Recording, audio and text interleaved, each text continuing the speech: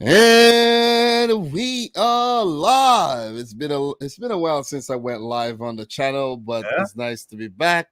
And this time with Champions League Matchday 5, the reaction. I actually did not do a prediction video this week with Michael Talks Football, and I didn't put it. I was planning to do one by myself, but I was like, whatever. I'll pull up my predictions on Yeah, UEFA. I can share that with you. I just did the prediction, so I have that as well to Yeah. share and for us to refer to that. So Yeah. as usual, I have the predictions that I made. So Steve, how you feeling, bro? Doing great, bro. It was another very, very entertaining midweek round of European football and particularly Champions League. But yeah, doing good, bro. Doing good. All right, man. Nice, All right. definitely nice. So these were my Yeah. predictions right there. So we're gonna refer to those as we go along. So big up to everybody in the chat. Make sure you guys smash the thumbs up button for the stream. Make sure you go check out all the fresh content on the channel. My host Stove is in the house, hotter than ever, coming in with the heat as usual. So look, man, let's start. Let's kick it off with Group A. We're not gonna be super long. We're gonna go from Group A all the way to Group H, and give our thoughts on each and every game and how each and every group progressed so far. On match day 5. So Napoli on top with Liverpool second.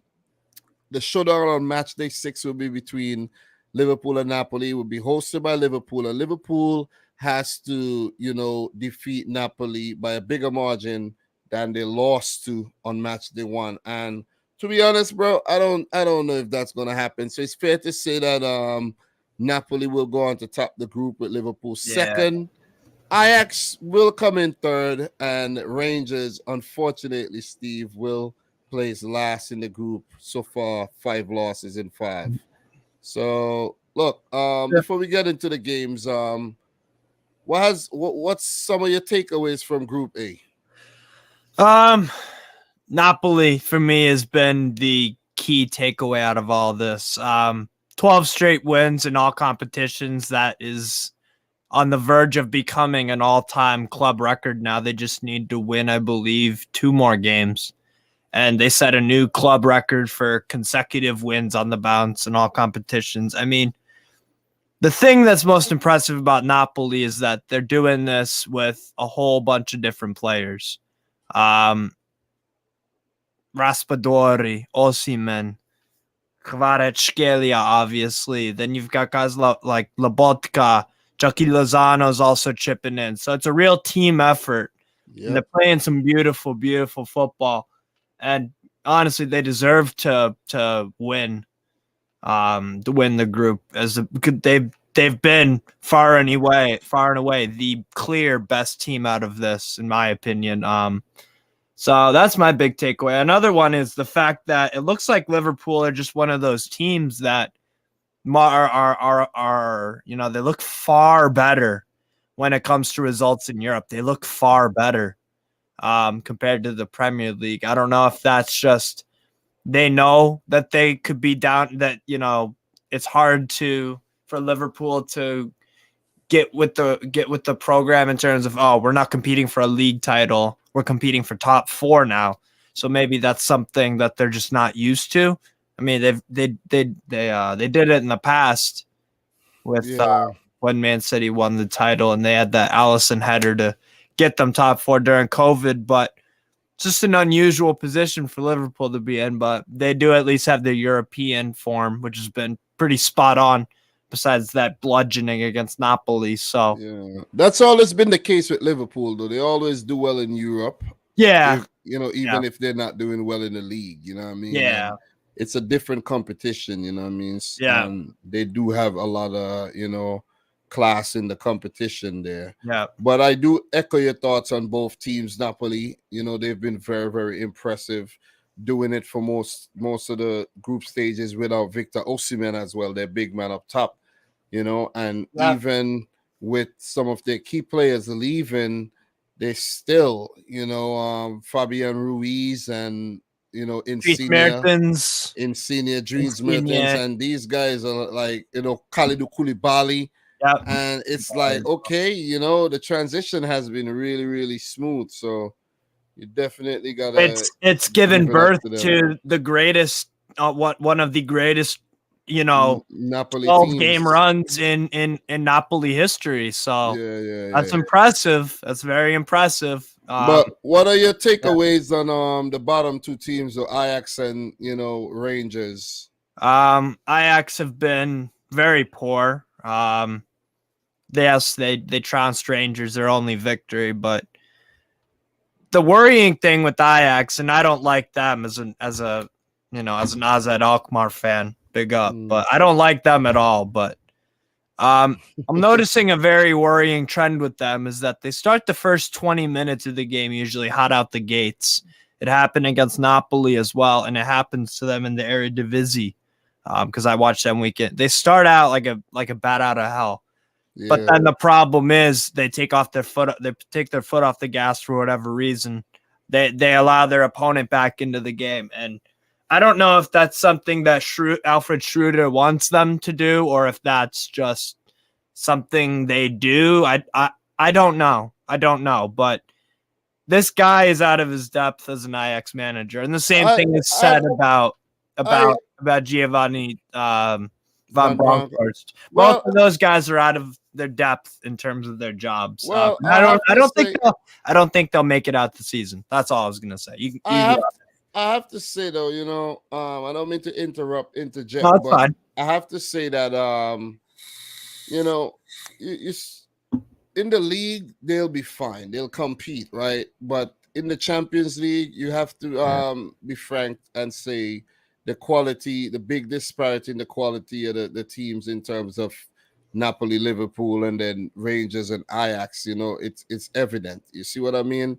With both teams selling a lot of key players during the summer and not replacing them adequately. For Ajax, it's going to take time for them to get back to where they were before. You know what I'm saying? So not to be too long-winded on the group, I think we did well in terms of how we actually approach the group. And, we'll continue doing that for each group. And then we go on to the matches where we just run through the goal scorers talk, 1 or 2 minutes about the game and then move on. So Ajax 0, Liverpool 3, Salah in the 42nd minute, Nunez in the 49th, and Harvey Elliott with a peach of a goal in the 52nd. I have to say, in terms of this game, Ajax started out the match very, very well, and they should have scored. And that's Berghaus hit the post, And that's ultimately exactly what you're talking about. That's what I'm saying. Yeah. And the thing is, right, this is a wounded Liverpool team. When you play these teams, you need to take your chances when they're presented. End of story. Like, even though like you said before, that Ajax and Rangers aren't at the level of Liverpool and Napoli, that's fine. But both of those teams have shown in glimpses to be able to compete, and they've had chances to give them a game, and they've both failed. So that's the problem. Yeah, if you don't take your chances, you're going to get punished. But I have to say, took their chances. Yeah. If they didn't take the chances, it could have been a whole different game. They could have gotten a draw, which would have been good for Liverpool if they got a draw. But still, it would have been a much more respectable result. So not taking the chances against Liverpool, where they were cutting them apart, man, left, right, and center in the early stages. And then when Liverpool eventually scored their goal through Salah, I'm not going to say it was against the run of play, but it was, Liverpool had to, fend off that early threat and then grow in the game. And then they just scored those goals in quick succession, and basically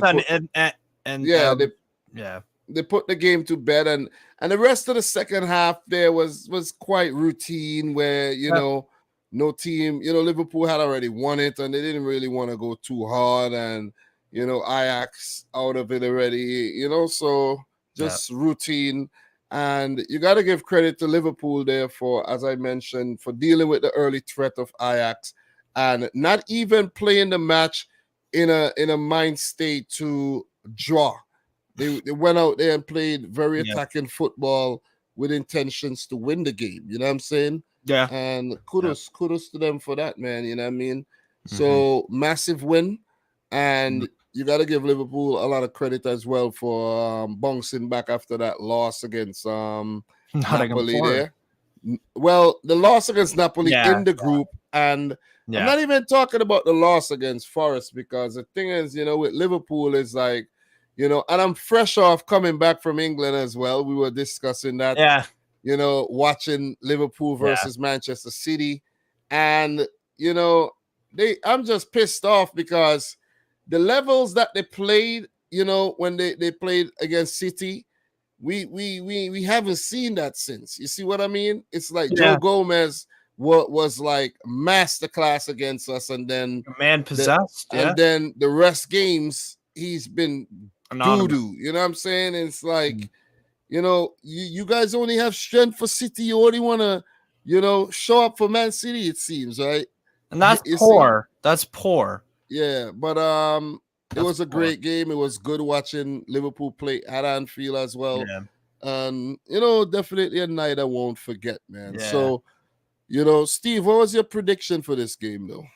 Yeah, so my prediction was you went with what? 2-2? I actually went with a draw. I went with 2-1. Liverpool, actually, funnily enough. I went with 2-1. Just because Ajax have been they've been as inconsistent as Liverpool to some extent. PSV would probably be the better comparison, but with Ajax, I don't see Schroeder surviving this season. I think he will get sacked at some point this season because I think he'll survive. I think he'll survive, being that they know they sold a lot of players and they'll give him a little leeway. But Dom, it's Ajax. It's a big club. It's a demanding job. I understand. Though, I'm looking at it through that lens. But anyways, man, let's move on. Let's talk about your bum ass Rangers and them losing yet another game, 3-0 this time. I wasn't surprised, bro. I wasn't even upset when the goals went in. Simeone, 11th, 16th, and Ostigard in the 80th minute. I think I was watching the highlights. I was watching the highlights, and then my phone died when I came downstairs, so I kind of missed the last part of that, but it doesn't really matter. Napoli has been on fire this season. They took this easy. They took this game so easy. They were in. Before we go further, right? Before we go further, big up to Luciano Spalletti, on the job he's been doing with the Napoli team. But look, guys like Raspadori has been on fire this season. Politano. But there's one man. He wasn't even involved. They didn't even risk him. Kvara. And his name is Kavica Kvaratskhelia.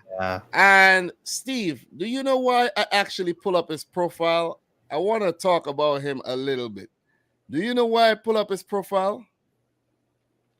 This is a brilliant player, and you called it before Napoli signed him that he is going to be. And what else? What else? Have have you heard him linked to anybody? I don't think so. Yeah, he's actually been linked to the move to Man City lately, bro. Oh my God, that's game over. That's literally game over. Yeah, he's been linked to the move to Manchester City, man. Let me actually, copy his name and put it into the search and see what pops up in terms of the links, and you'll see exactly what I'm talking about. So let me just throw that in. Napoli could make some serious money off him. I'm telling you something. I don't think he'll go for crazy amount. 100. I don't know. I don't think so though. I think he'll go for the price. You know what I'm saying? I think he'll go for maybe about 50, bro. No way. Yeah, I think he keeps up this form the whole season. That's 100. I think he'll go for 50. Okay, so the news is saying the instant legend of Napoli's Kavica Kvaratskhelia, right? Bam. You see the links Premier League transfer link. Yep. Dynamic Star is informed about Liverpool interest as player gives camp. we have over here, goal.com. Napoli revealed transfer stance on Man City linked Kvaratskhelia as sporting director reacts. Let's just click on this. Let's see what this article is saying right here on Kvaratskhelia and the link to my team. All right, so reacts to fresh with all the rumors. But the Kvaratskhelia, let me see what's going on here in terms of, okay, and Manchester City is believed to be keen on getting a youngster in the summer of 2023. However, Napoli chief Giuntoli has insisted that Kvaratskhelia is not for sale. They always say that, though. They always say that they're not for sale. To be fair, they held on to Koulibaly for quite a few years.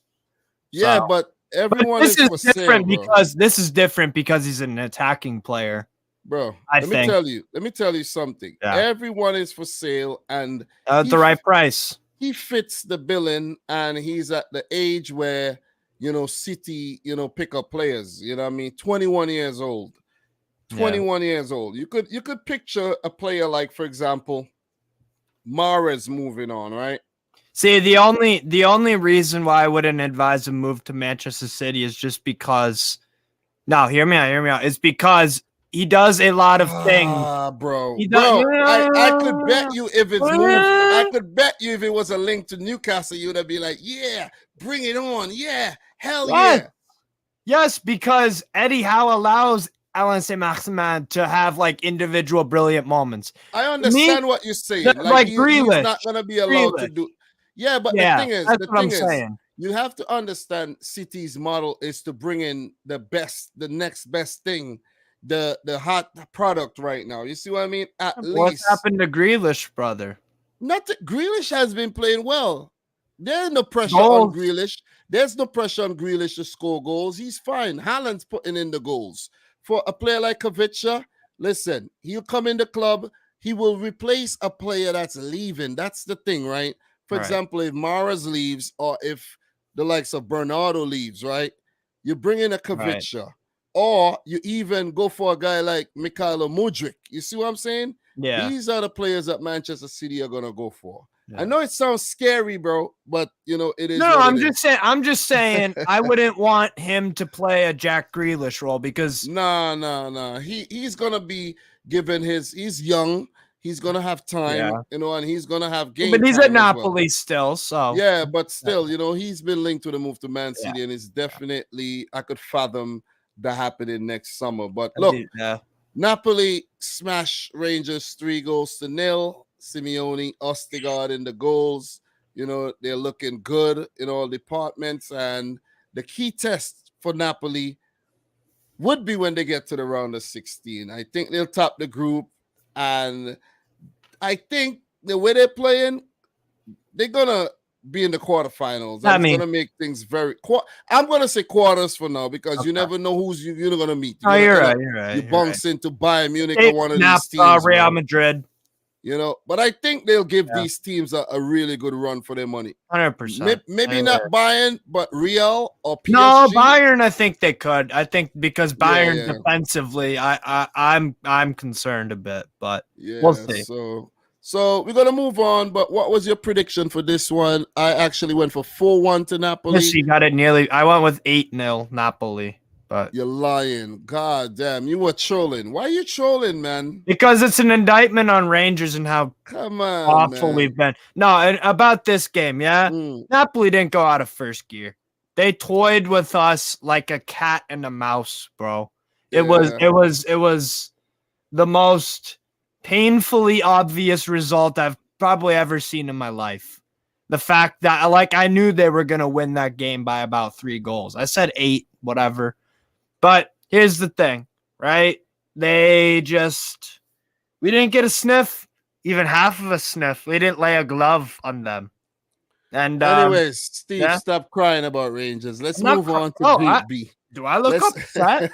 Matter of fact. Let's move on to Group B. Let's move on to Group B, though. Look, I think we did well. We summarized Group A very, very well. And before we move on to Group B, though, of course, guys, Rangers will take on Ajax next Tuesday, and Liverpool will take on Napoli also next Tuesday. So make your predictions next week and, get them ready for when It's we looking come like back to Ajax talk. and Napoli wins, but we'll see. Yeah. So, look, Group B, Steve, Club Brugge already qualified for the next round, of course. Porto resurgent with a massive win against the aforementioned Club Brugge, with Atletico Madrid missing out on the round of 16. Which I and, predicted, by the and way. I predicted Leverkusen. that. Yeah, I don't have my predictions on me right now, so I can't really check that. But Leverkusen are still alive for a Europa League spot, as we speak. Miracle in itself. Steve, quick summary of this group so far, how it is. Gotta start with Club Brugge. Who the hell saw this coming? I mean, yes, they lost 4-0 to Porto, but they did their job. So ultimately, the next game for them is they just want that, the number 1 seed. But yeah, they're a brave side. Great chemistry, teamwork, work hard. They've all got their own defined roles that seem to, suit them very well. Although they did get battered by Porto, who are a sneaky good team this year, I might add. Porto. But just it's incredible what Club Brugge have done. And also for Porto. I did think Porto were going to get first place, though, and they still could do that. So, and I honestly they think they might. They might, just because Porto are hosting at Atlético Madrid, and then I believe Leverkusen are hosting Club Brugge. So we'll just have to see. But yeah, big up to the two teams. And Atlético are flops. They're bums. They are bums. I think you said enough about Atlético. What about Leverkusen?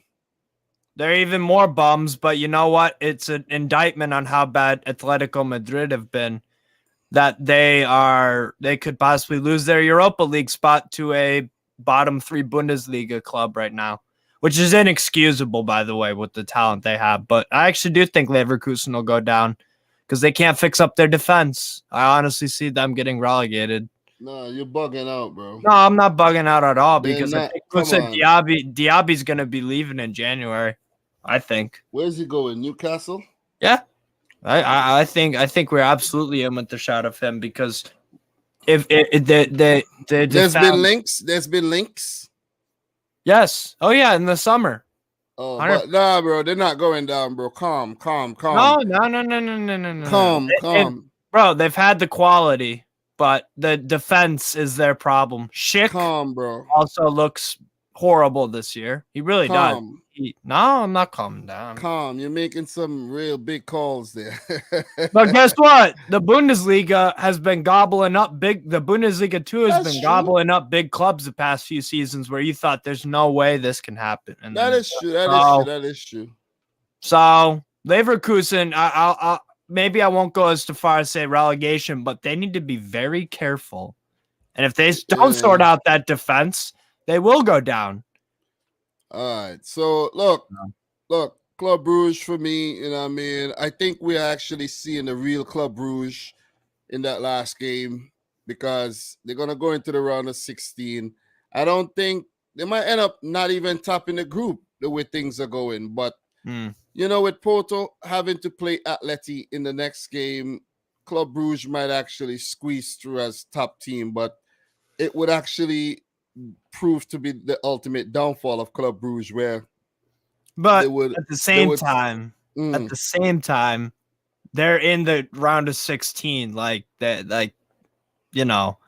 already put in the work, and it's already incredible what they've achieved. So even I get your point. Yeah, 100%. But they've gotten a Champions League spot over Atletico Madrid, albeit a very poor Atletico Madrid side, a bad one.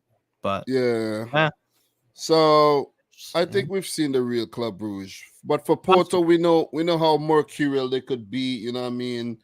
One time they got beaten at home 4-0, bam, they bounced back on the road with the same type of result. So they've done fairly well with 3 wins and 2 losses, and that's the definition of mercurial, hot and Yeah. cold. You know what I mean? Very reactive, and not so proactive. As for Atleti, and we know what Porto could do. You know what I mean? 2-time champions of the competition, and we know they're underdogs. At best. But Atletico Madrid, man, one of the biggest letdowns along with Barcelona and Juventus this season. And with the quality that they have in their side, I expected a lot better from them, though. By the way, those 3 sides, I predicted all 3 to miss out on the round of 16.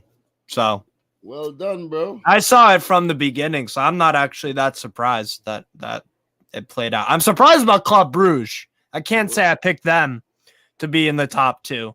But I did see Atletico Madrid being missing out on the next round. So for Leverkusen, with a win and a draw, I think they've performed okay. The manager got sacked. They have Xabi Alonso at the helm now, and it's nice to see him there. I think he still thinks he's a player because he actually pulled back someone that was taking a throw and got a yellow card. So that was pretty funny. You know what I'm saying? Yeah. So it's nice to see players that you just watched played several years ago actually managing big teams and in the Champions League. So it's nice to see him. It's not always a successful way to go about things. Yeah, but still, you got to keep it going, man. That's who's going to, come and be the future managers.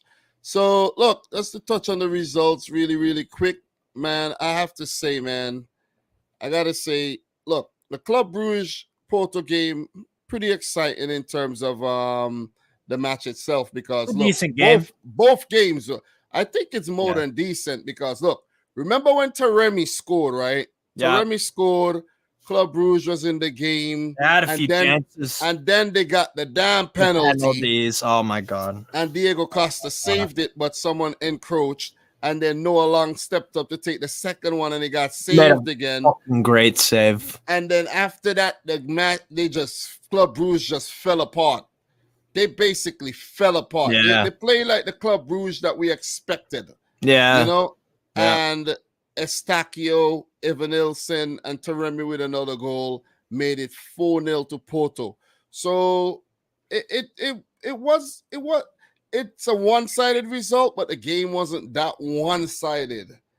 I think they had just went into meltdown mode and they started making a ton load of mistakes after the penalty miss there. So I'm telling you now, if you're a top club in need of a goalkeeper, look no further than Diogo Costa. Yeah. I was actually thinking that though. 100%. He is going. He if it's not this summer, it's next summer. That guy is going to be one of the best goalkeepers on earth. Mark my words. I see it. I rate this kid so highly. Penalty PK, penalty kick saver, wonderful athleticism, can assist goals as well. Like I think Juventus could do well with a goalkeeper 100%, like him. But they're going to be in Europa League next year. No, but I think a goalkeeper like him is a step going forward. 100%, because Szczęsny is not good enough anymore. I love Wolczak as a Pole, but he's shit. He's really crap now. He's not good. You're sticking with Szczęsny is not really a step in the right direction, man. So, look, I like to take the time to big up to everybody in the stream. Make sure you guys smash the thumbs up button, for the stream as well. Appreciate that. Steve, what was your prediction for this one? What was my prediction there? I went with a 2-1 to Bruges, man. I did as well. But I did get Atletico and Leverkusen right. There you go, 0-0 and 2-1. So Atletico Leverkusen, I went with a Atleti win. So yeah, they should have won the game, but let's talk about that game, man. That game, I have to say, was one of the most entertaining matches, even from watching the highlights, man. It was. I mean, extended highlights. That was a hell of a game, bro. I'm telling you. I watched it, bro. Diaby, 9th minute, what a Great goal. Great. Carrasco, he scored a good one as well. Then Hudson-Odoi scored another good one. Yeah. and then DePaul came off the bench because it showed that the tactical moves from Diego Simeone there, bringing on the subs and then immediate effect. And then it was just back and forth, back and forth. A lot of chances. Just take a look at the stats for this. Let's take a look at the stats to see exactly what I'm talking about. So we're just going to click the stats and we just go down to the attacking stats. You see 23 attempts by Atleti. And this is not like Atleti. Not at all. 23 attempts, 10 on target, right? 7 off, 1 block, 1 hit the woodwork, 1 hit the crossbar there. And with Leverkusen, you see 13 attempts, 7 on target, 5 off, 6 blocks. So it was quite live, you know what I mean? And the big talking point of this game is the final minute, because the whistle went. Leverkusen held them to a draw. And there was a review for the damn penalty. And do you know, I think it was the first flick on that they gave the penalty for and not the second one on Kusunu? Yeah. Because the Kusunu handball could never be a handball. I think it hit a player's arm before it hit Kusunu. Yeah. And that's what they give the handball for. Because I was like, what the hell is going on here? So I was saying, no way they should get a penalty, right? And then Carrasco, first one. I don't think a penalty should have been given in the first place, because I believe once the whistle goes, that's it. Just end the game. That's the final whistle. That is the no reviewing. And we've seen that happen in the Premier League before, where final whistle went and they reviewed, and then So look, I think it was actually poetic. It just added to the drama. It's poetic justice that they didn't score, because and the way that they didn't score made it even worse, because the penalty miss, then the second shot save. Blocked, and then Carrasco was in the way of the damn shot, and it went over the way it went over. So, it was just funny watching Simeone. He was kind of mad that they didn't qualify, and then when they were given the bone, he was like, oh man, I can't believe this, and then bam, anticlimactic finish, man. It was the finish that like the game deserved. Oh, what a game. That was a special game. I'm glad I watched it. It was indeed, man. So look, Atletico are gonna go into the Europa League, and like Mourinho said, of course, the big sharks are gonna come down in the Europa League, and you don't know who's gonna win now, because you have Barcelona, you have Juventus, you have Atlético Madrid. We might see Sevilla go down in there, you know what I'm saying? And we know how much they love that. Well, Leverkusen could still qualify for Europa League. No, but I'm just saying, you know what I mean? Yeah. Nobody cares about Leverkusen, bro. I'm just saying the big dogs. Nobody cares about bro, who cares, bro? You know what I'm saying? Who cares? This is not the old-time Leverkusen. This is, I'm just saying. But look, a lot of talent on this. Do you think they're gonna survive in the Bundesliga? They will. A lot of talent on this play on this Leverkusen team, though. But nobody cares. Hlozek looked good in the game. Hudson-Odoi, Jeremy Frimpong. I heard, he's Frimpong is class. Yeah, he's a former Man City youngster, right? You know that, right? Yeah. But because he got sold to Celtic. Yeah, but anyways, man, we're not gonna stay super long. We're gonna keep it moving. We got a lot more to talk about, and in terms of the next games, it's set up really nice in terms of who's gonna get the Europa League. Leverkusen versus Club Brugge, and Porto versus Atlético Madrid.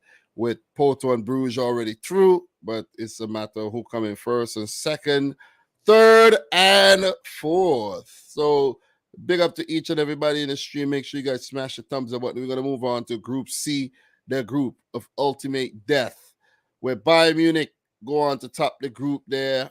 Perfect 5-5. Inter second. Pretty decent, in my opinion. 10 points. Barcelona, as predicted, third, 4 points. They were going to the Europa League. They were actually in the Europa League before they played the game. So they actually had two matches to go and they were in the Europa League, basically. You know what I'm saying? Realistically, because look, because if they had beaten Bayern, they would have gone up. They would have been able to get to 10 points. But we knew that wasn't going to happen. We knew that. You see what I'm saying? Yeah. And Plzeň just being passengers, carrying around in the group, you know, being the whipping boys. They're just there for the vibes, bro. Yeah, basically. So, Steve, as usual, bro, short, you know, thoughts on the way the group is. You know, no, don't be too long-winded talking about exactly Bayern. how I thought it would turn out. Okay. Place for place. I knew Bayern was going to get first. I knew Inter were going to get second. I knew Barcelona were going to flop on their belly and let everyone tickle them. And I knew Plzeň would do even more of that. So there you go. All That's right, well said, it, bro. huh? I love it. But look, Bayern Munich still looking like a force to be reckoned with, you know, very, very deep and multi-dimensional squad. New players brought in, and they, you know, bringing their A game once again under Julian Nagelsmann.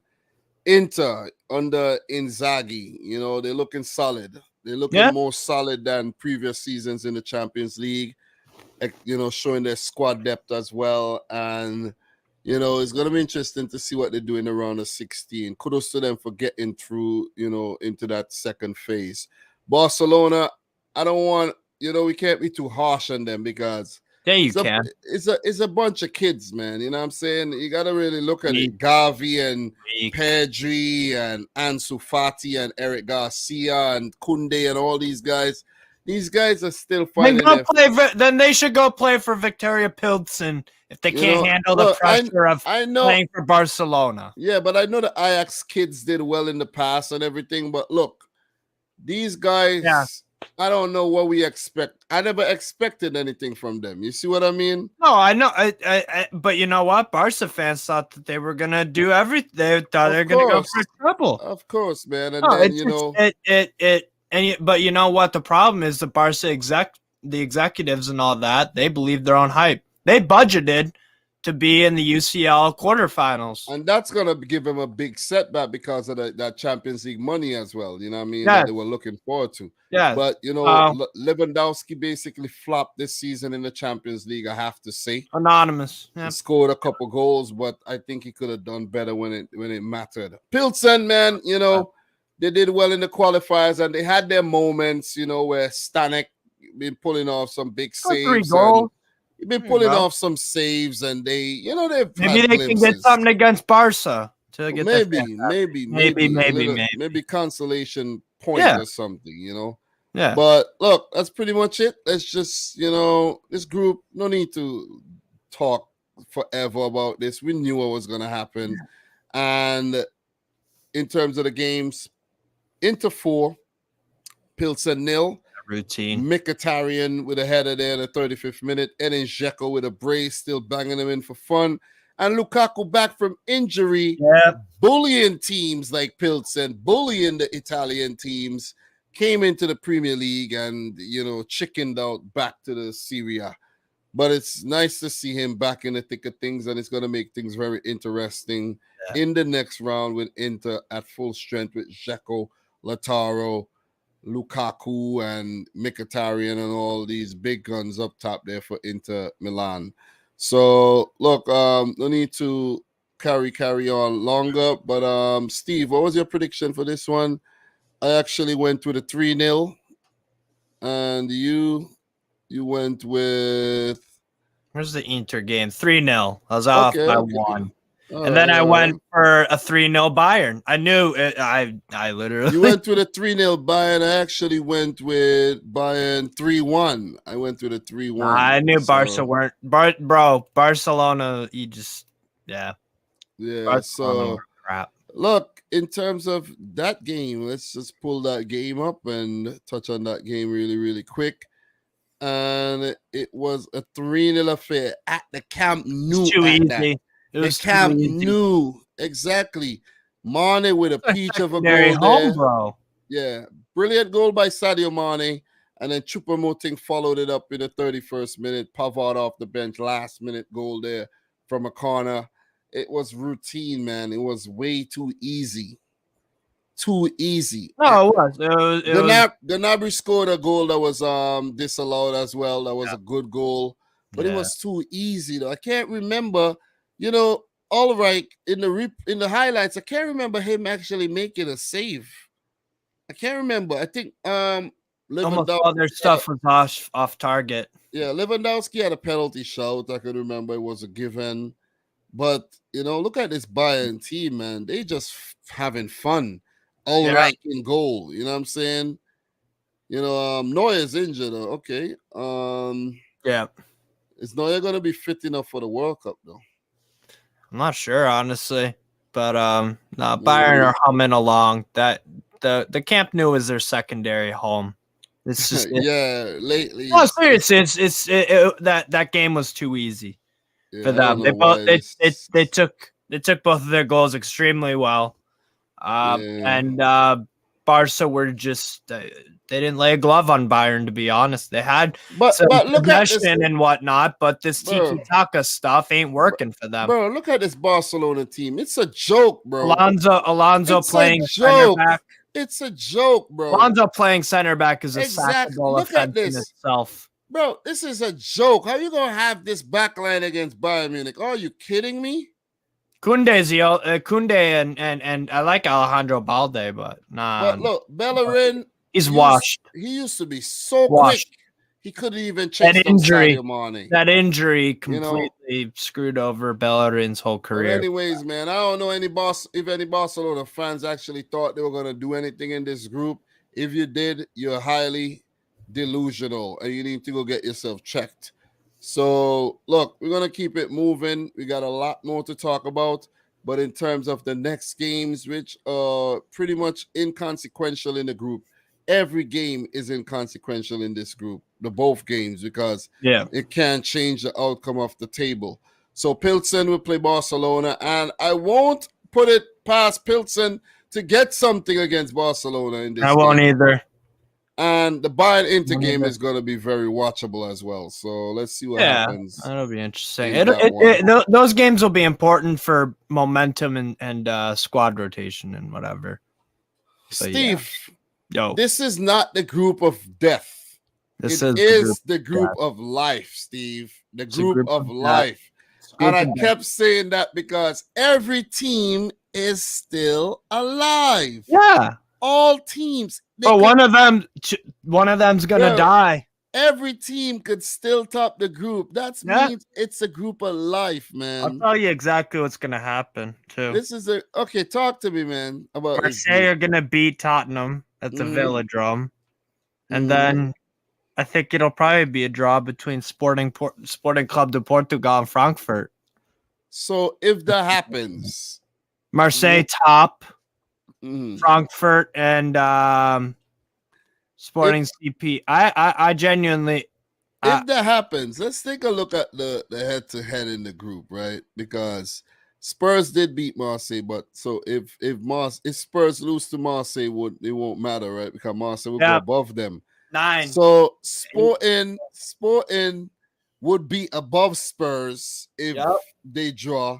And with Spurs and Frankfurt playing 0-0 and a 3-2, Spurs would have the better head-to-head over Frankfurt if Frankfurt draw their game. Would get if Frankfurt and Sporting Club de Portugal ends in a draw, that means that means Frankfurt comes in last.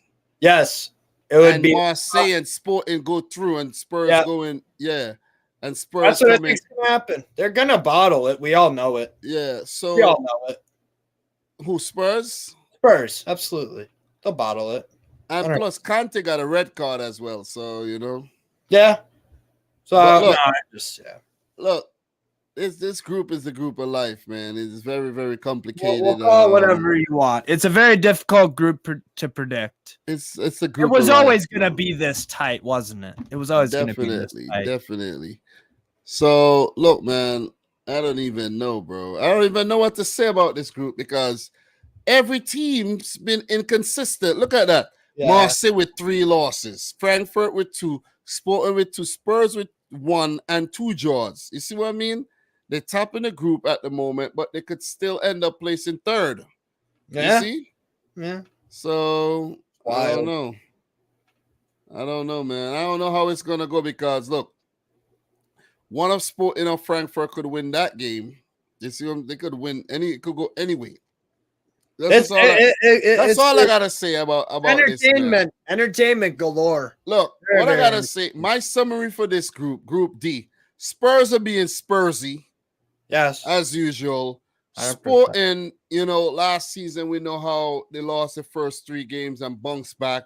So we could see anything happen with that. And with you saw they got a good result against Spurs in the last game there, 1-1. Frankfurt, as newcomers, I think they've done fairly well, and Yeah. they will at least, I think, get Europa League if they don't go through. I don't think they're gonna come in last. And Marseille, it's like Spurs. You don't know what's gonna happen, man. You really don't know. And all of these teams are so that it was truly these teams were meant to be because they're all so wildly inconsistent at times. Yep. And then you get this. So Good Steve, game.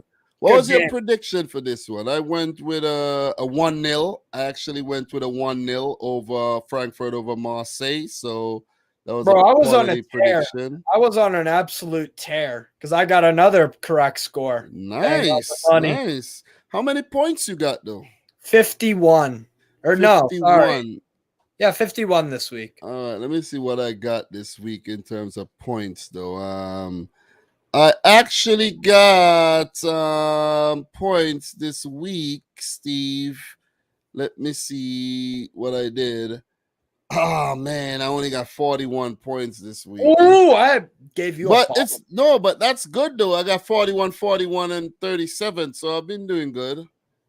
Nice. I've been doing good, you know what I mean? I ain't gonna you know what I mean? That's quality amount of by, points. By far my best week of predictions. You know, so look, man, big up to everybody in the chat. Make sure you guys smash up the thumbs up button. Appreciate y'all indeed.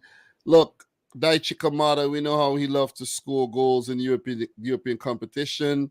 And then Guendouzi bagged one. That was a good goal. And Kolomuani in the 27th minute to give Frankfurt the win. They held on.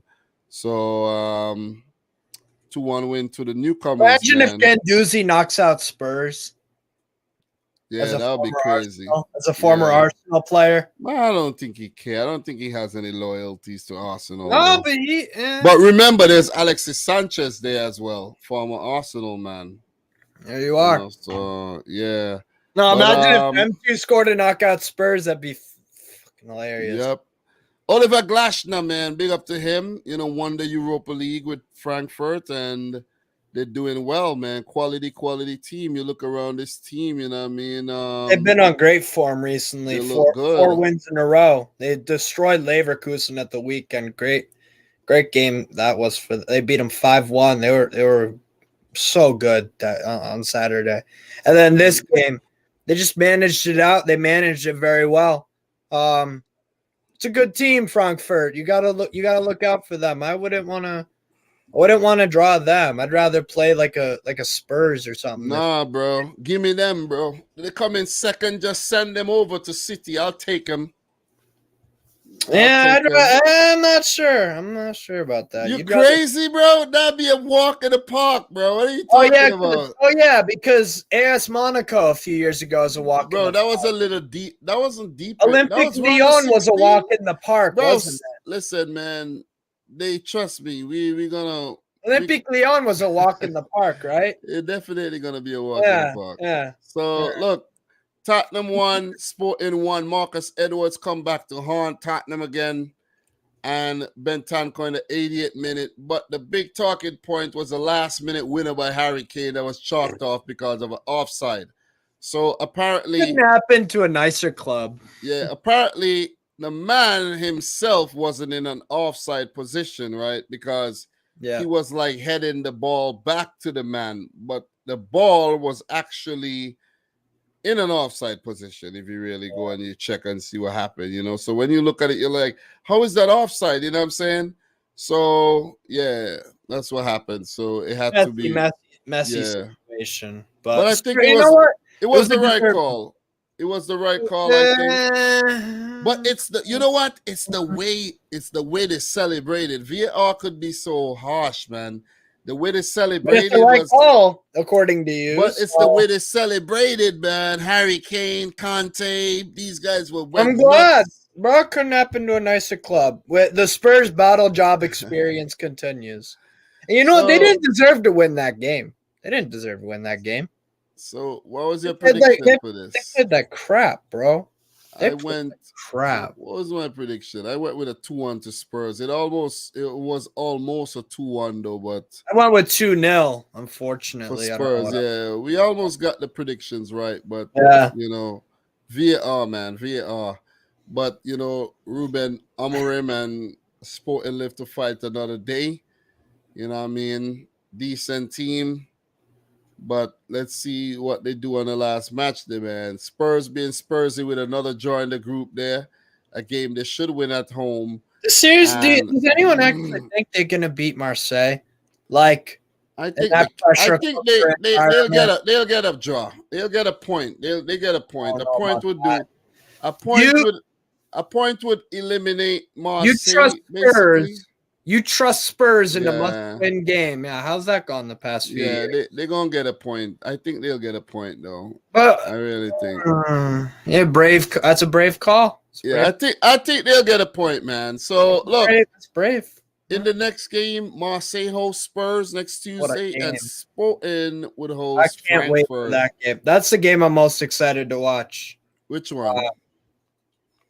The Marseille? Marseille Spurs. That's the game I'm looking really, really forward to. I might do a watch along. That's gonna be a fucking big game. 100% big. So talk to me about Group E. Big up to everybody in the stream, man. Appreciate you guys. Make sure you like the video. Back with another live stream, man. So talk to me. Chelsea recovered quite nicely under Potter, and it kind of vindicates the Thomas Tuchel sacking, if I'm honest. AC Milan second in their group. That's pretty good for them, to be honest, considering the injuries that they're dealing with to some of their first team. Red Bull Salzburg, I feel bad for them because they played very well against Chelsea yesterday. I think they gave them a really good game, but just maybe not meant to be this year, but they could still qualify if they beat. They're going to the San Siro, I believe. That's the last. Yeah, it's gonna be tough. It's gonna be really tough for them. It's doable, but that's gonna be another gigantic game. That if Milan, all they have to do is not lose. They could draw again. So yeah, but it's gonna be tough though. It's gonna be really, really tough. Salzburg are going to give them one hell of a game because those guys are gonna battle. They're young kids that are trying to make a name for themselves in Europe. They're going to throw everything into it. So we'll see how it goes, but that'll be a great game. And then Dinamo Zagreb, too, I think. Looked all right at times, but I just think the quality gap is kind of let them.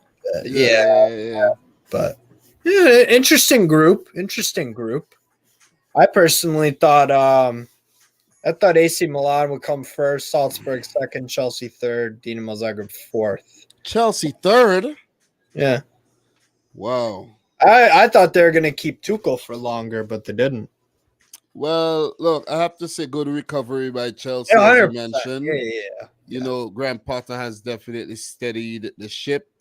Yeah. AC Milan, you know, look, they're not out of the deep yet.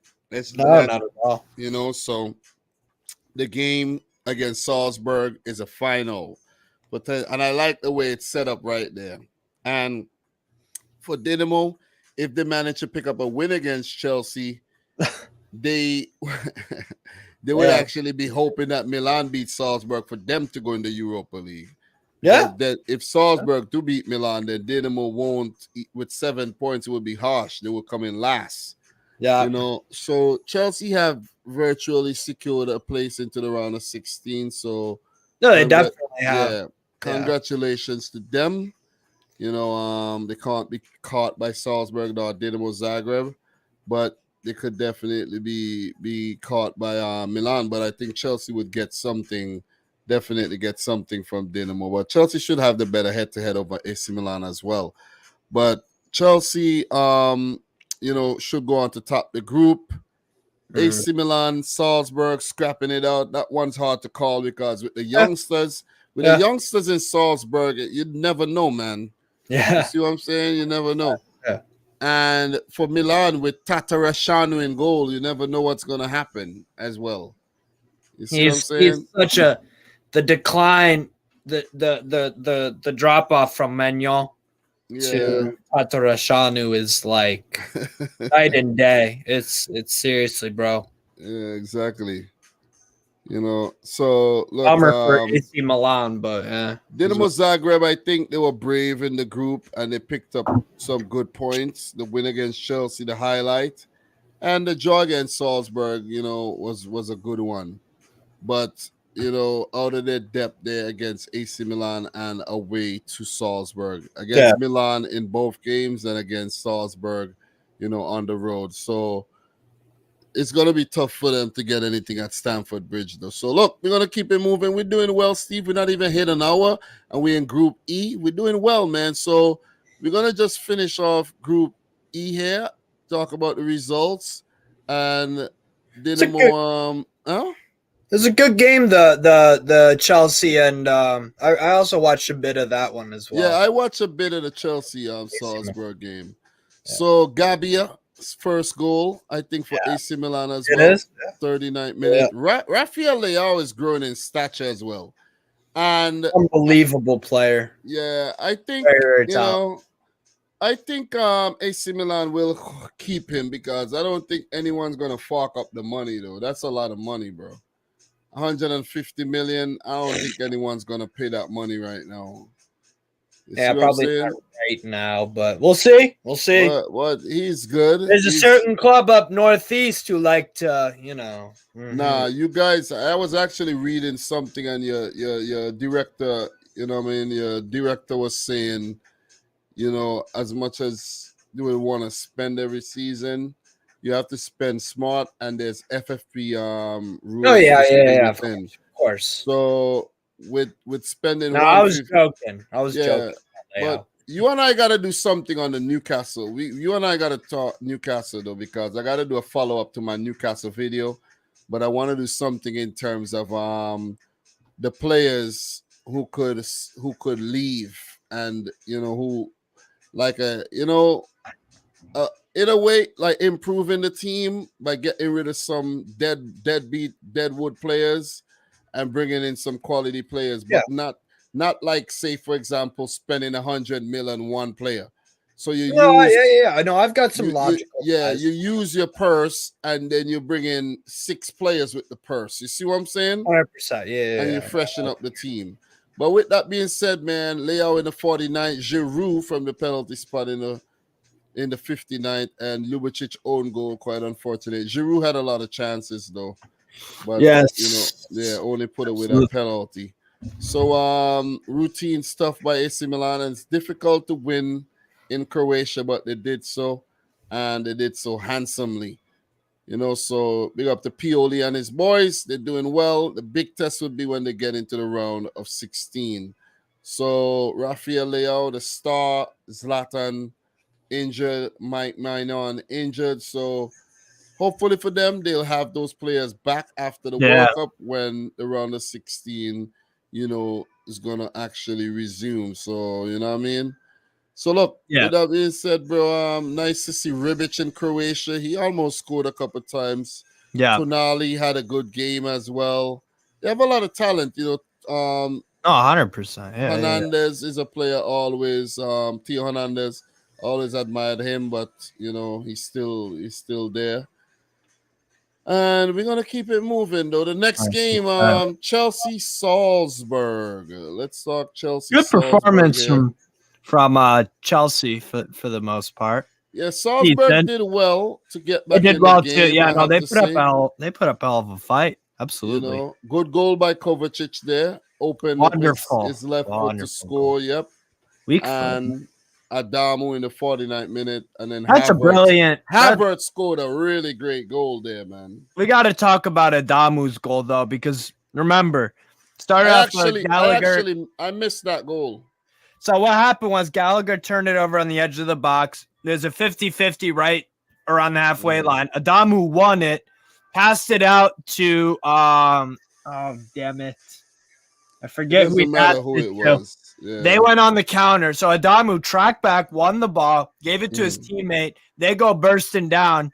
Beautiful cross across the Chelsea center backs, and Adamu finished it off. So he worked his ass off for that goal. I think Adamu's going to be a top player, to be honest. The Havertz goal was wonderful. Really good, man. That was really good. I love the way it. Oh my god, the way it hit that bar just. That proved to be the match winner at the end of the day. But look, good game. But just briefly, man, with Chelsea though, under Tuchel, Chalobah was basically doomed for a loan spell, and then they kept him for cover, and he wasn't playing. And now under Graham Potter, he's starting every game. Exactly, every game he's playing. Because the injuries. Look at what you call it? Wait, Koulibaly's injured. Yep. I didn't even realize he's injured. Chelsea got bare issues with injuries right now, bro. Koulibaly just got injured, bro, this week. Yeah. Yeah, he just got injured this week. That's why I'm saying Chelsea have lots of issues at center back with injuries right now. You know, Fofana's also injured. Yeah. But it's crazy how Mendy was the big boy now it's Kepa. Exactly. Yeah. And now it's Kepa. Kepa's been pulling off some huge saves. But look, we're not gonna continue going down that rabbit hole. But look out for all the youngsters on this Salzburg 100%. Team to have a bright future. Adamu is my pick of the bunch, by the way. I love Junior Adamu. But Šeško is the man that's he's going to Leipzig. I think Okafor, Sučić as well. I like Luka Sučić. Kjaer, there's a lot of good youngsters in that team. That's just the Salzburg way, really. Yep. Maybe Jesse March should have stayed there. Yeah. So look, in terms of the next game, Milan plays Salzburg and Chelsea will host Dinamo. That'll be a good game too. That'll be a very good game. I'm intrigued with that Salzburg Milan. Yeah. So big up to each and everybody in the stream once again, guys. Make sure you smash up the thumbs up button. Jordan, Paul, Ter Stegen, Lego Dude in the house. Appreciate you guys. Pookie, Albert, Nova. Who else we got in here, man? Appreciate you guys. Jordan Hyman, LFC. Yep. And all the comments I missed earlier. Albert Cardenas. Yep. If you're watching and you're not saying anything, big up to you as well. Look, Steve, let's go, man. Let's finish this. Let's finish this off so we could talk a little bit about the Europa League and the Conference League before we bounce out of here. I think we're doing very well in terms of the Champions League. So, look, Real Madrid are through to the next round. Yeah. But they're not sure if they're going to top the group as yet because of that loss against Leipzig. Leipzig, bouncing back. Performance. They bounced back after that loss to Shakhtar early. Celtic, and Shakhtar at the bottom there, but Celtic doing poorly this season. Celtic and Rangers not looking good this season. But Celtic have given a much better account of themselves than but they have a Dom, you don't even know how fucking much that pisses me off to say. You don't even know how much that literally I'm so pissed, bro, that we've been like the laughing stocks of this tournament. Even Celtic have done better than us. I'm embarrassed, bro. Completely embarrassed, but it's what it is, I guess. But did you freeze? Yeah. Oh no! No. Oh, you're just looking at your phone, bro. You literally stood still like a statue. I was just responding to a text message there. Somebody was calling me. So I got it. Bro, you literally stood still like a statue. I was like, oh my god. Yeah. How did you do that? Jesus. You didn't even blink. So look, man, I'm pretty surprised with Shakhtar this season with all the players.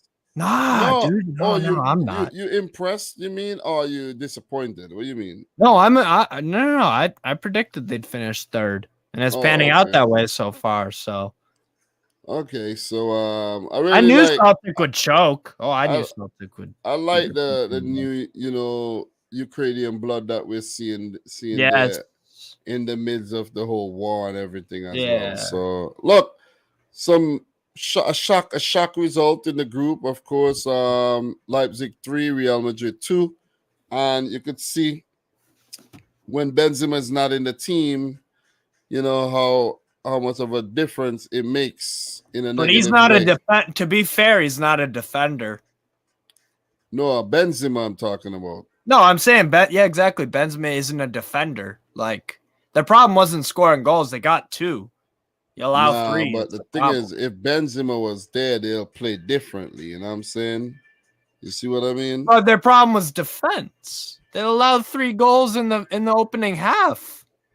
Like, Yeah, that but was their problem. yeah, but what I'm saying though, with Benzema, they They set could have up won different. 4-3. Their shape, no, not even that. Their shape is different with Benzema in the team, right? Sure. I'll give you So that. I'll give with you that. him not in the team, they're like all over the place. You see what I mean? Yeah, he's You like a see? lead. He like leads from the front. I know. But Yeah. still, the team should be a little bit better set up as well. You know what I mean? Yeah. But look, kudos to Leipzig. They were all over Brilliant Real Madrid. Yep, Vardial with the rebound header there. Yeah. And then Nkunku with a great finish. And Vinicius pulled things back. And then Timo Werner off the bench with a good goal in the 81st. And Rodrigo with the penalty for the consolation goal Bro, there. Chelsea shouldn't have let Werner go, in my opinion. I don't think. Dom froze again. No, I didn't freeze, man. I didn't freeze. Well, let me talk about Werner. Look, I don't think that Chelsea should have let him go, because I thought that he was actually pretty decent for them, to be honest. He did stuff off the ball, and honestly, if you look at his goals and assists, it wasn't actually all that bad. And the thing is about Timo Werner, someone who's watched him for years and years, the guy missed sitters at Leipzig too. Bro, the guy is just suited for Leipzig and the Bundesliga, bro, to just No, but he did decent at Chelsea. Nah, he didn't do crazy. What are you talking about? The man I'm played not crazy. Almost 70 games and scored about 8 to 10 goals. You're talking about? No, he didn't. Yes, that's his more stats. than 8 or 10. No, bro. That's Timo Werner's stats at Chelsea, bro. I'm telling you. Look it up right now. You'll see exactly what I'm telling you. All right, we'll look it up. Timo Werner, bro. He 8 or 10 goals across 3 seasons? No, he has more than that. He flopped at Chelsea, bro. I'm telling you. Flopped. I think flip flop. No, 89 games, 23 goals, right? 23. But in terms of the Premier League, 23. But I'm right with the Premier League. 56 games. You didn't say that. You didn't say the Premier League. Steve, I knew what I was talking about. 56 games, 10 goals. I was talking about the Premier League and not really in all competitions. He's a winger. Bro, 56 games, 10 goals is poor. He had 23. Bro, he came in as a striker. What are you talking about? No, he didn't come in as a striker. He played as a left wing at Leipzig. My brother in Christ. Mm-hmm. I watch Bundesliga religiously. Bro, he's a Bundesliga bully, bro. Yeah, that's fine. And that's fine. Look, that was a great assist by Simikan, man. He got a lot of pace, Big up Mohamed Simikan, former Strasbourg. Yep. I love him. Yep. I love Simikan. But Real Madrid, they look a little out of sorts in this game. Maybe a one-off game. They knew they were through already. You know what I'm saying? This guy's really annoying me in this text message, man. You tell some people you're live and they just don't care, bro. You know what I mean? They just keep messaging me like, oh, man. So, no, back on the Leipzig game, I thought they were brilliant. They really were. I think this team has the minerals to really, really do something special. And I think Marco Rules' philosophy is now starting to take some kind of shape. They just got to be a bit more consistent, really. But yeah, I mean, if they were consistent, bro, they'd be a decent team. But when you allow 3 goals to FC Augsburg at the weekend, came back from 3 goals down. What a unbelievable game that was. By the way, I watched that. I was fortunate. I didn't watch any Bundesliga in a while. I haven't even checked the league tables in the other leagues for a while. I don't know what's going on. Union Berlin are still top. Yeah, I know. Oh, okay, fair enough. The top 4 right now are all in the top 4 German teams in the Bundesliga right now are Union Berlin, Bayern München, Freiburg, and Frankfurt. Yeah, so Dortmund are actually out by a point. Bayern is still gonna win the title. So we'll see. We'll see if Leicester can win. If Leicester, hey. But I have to say though, not to go down the rabbit hole, I have to say Ancelotti looked kind of shell shocked on the touchline in this game. They're like, you don't get beat like that. Yeah, he was like, "What the hell is going on here?" No, Leipzig just took their chances, and that's what you got to do when you play a mammoth like Real Madrid. So but they look very experimental here, so you could give them a pass. You know what I mean? Because you don't find Vinicius Rodrigo and Asensio starting games together, right? Yeah, and you could see the midfield of Tchouameni and Camavinga. That's still a decent midfield, but it's inexperience. You know what I mean? You needed run of Modric. Modric could be in there, or you could have Valverde up there as well. You know what I'm saying? And then Lucas Vazquez is like really like, you know what I'm saying? Getting up there in age. Yeah. Yep. I thought Leipzig were good value for their win. I certainly didn't predict it. I went with a 2-1 Real Madrid, but what did I go with? Let me see what I went with here. My prediction here, Real Madrid. Where is that? I went with a Real win, I think, if I'm not mistaken. Yeah, 2-0 win. See, I went with 2-1. Yeah. I went with 2-1. Hey, big up Marcel. Big up Marcel. I am a Liverpool hater now, so big up to you, my friend.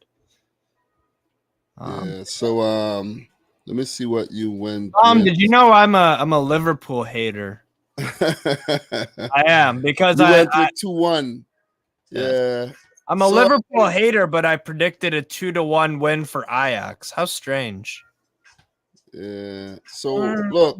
Let's just move on, man. Big win for Leipzig. Got to give him a lot of credit for that one. But let's talk about the other game here, man. Shakhtar versus Celtic. Yeah. And I did predict a drop. An eventful game. I think I got that prediction right, though.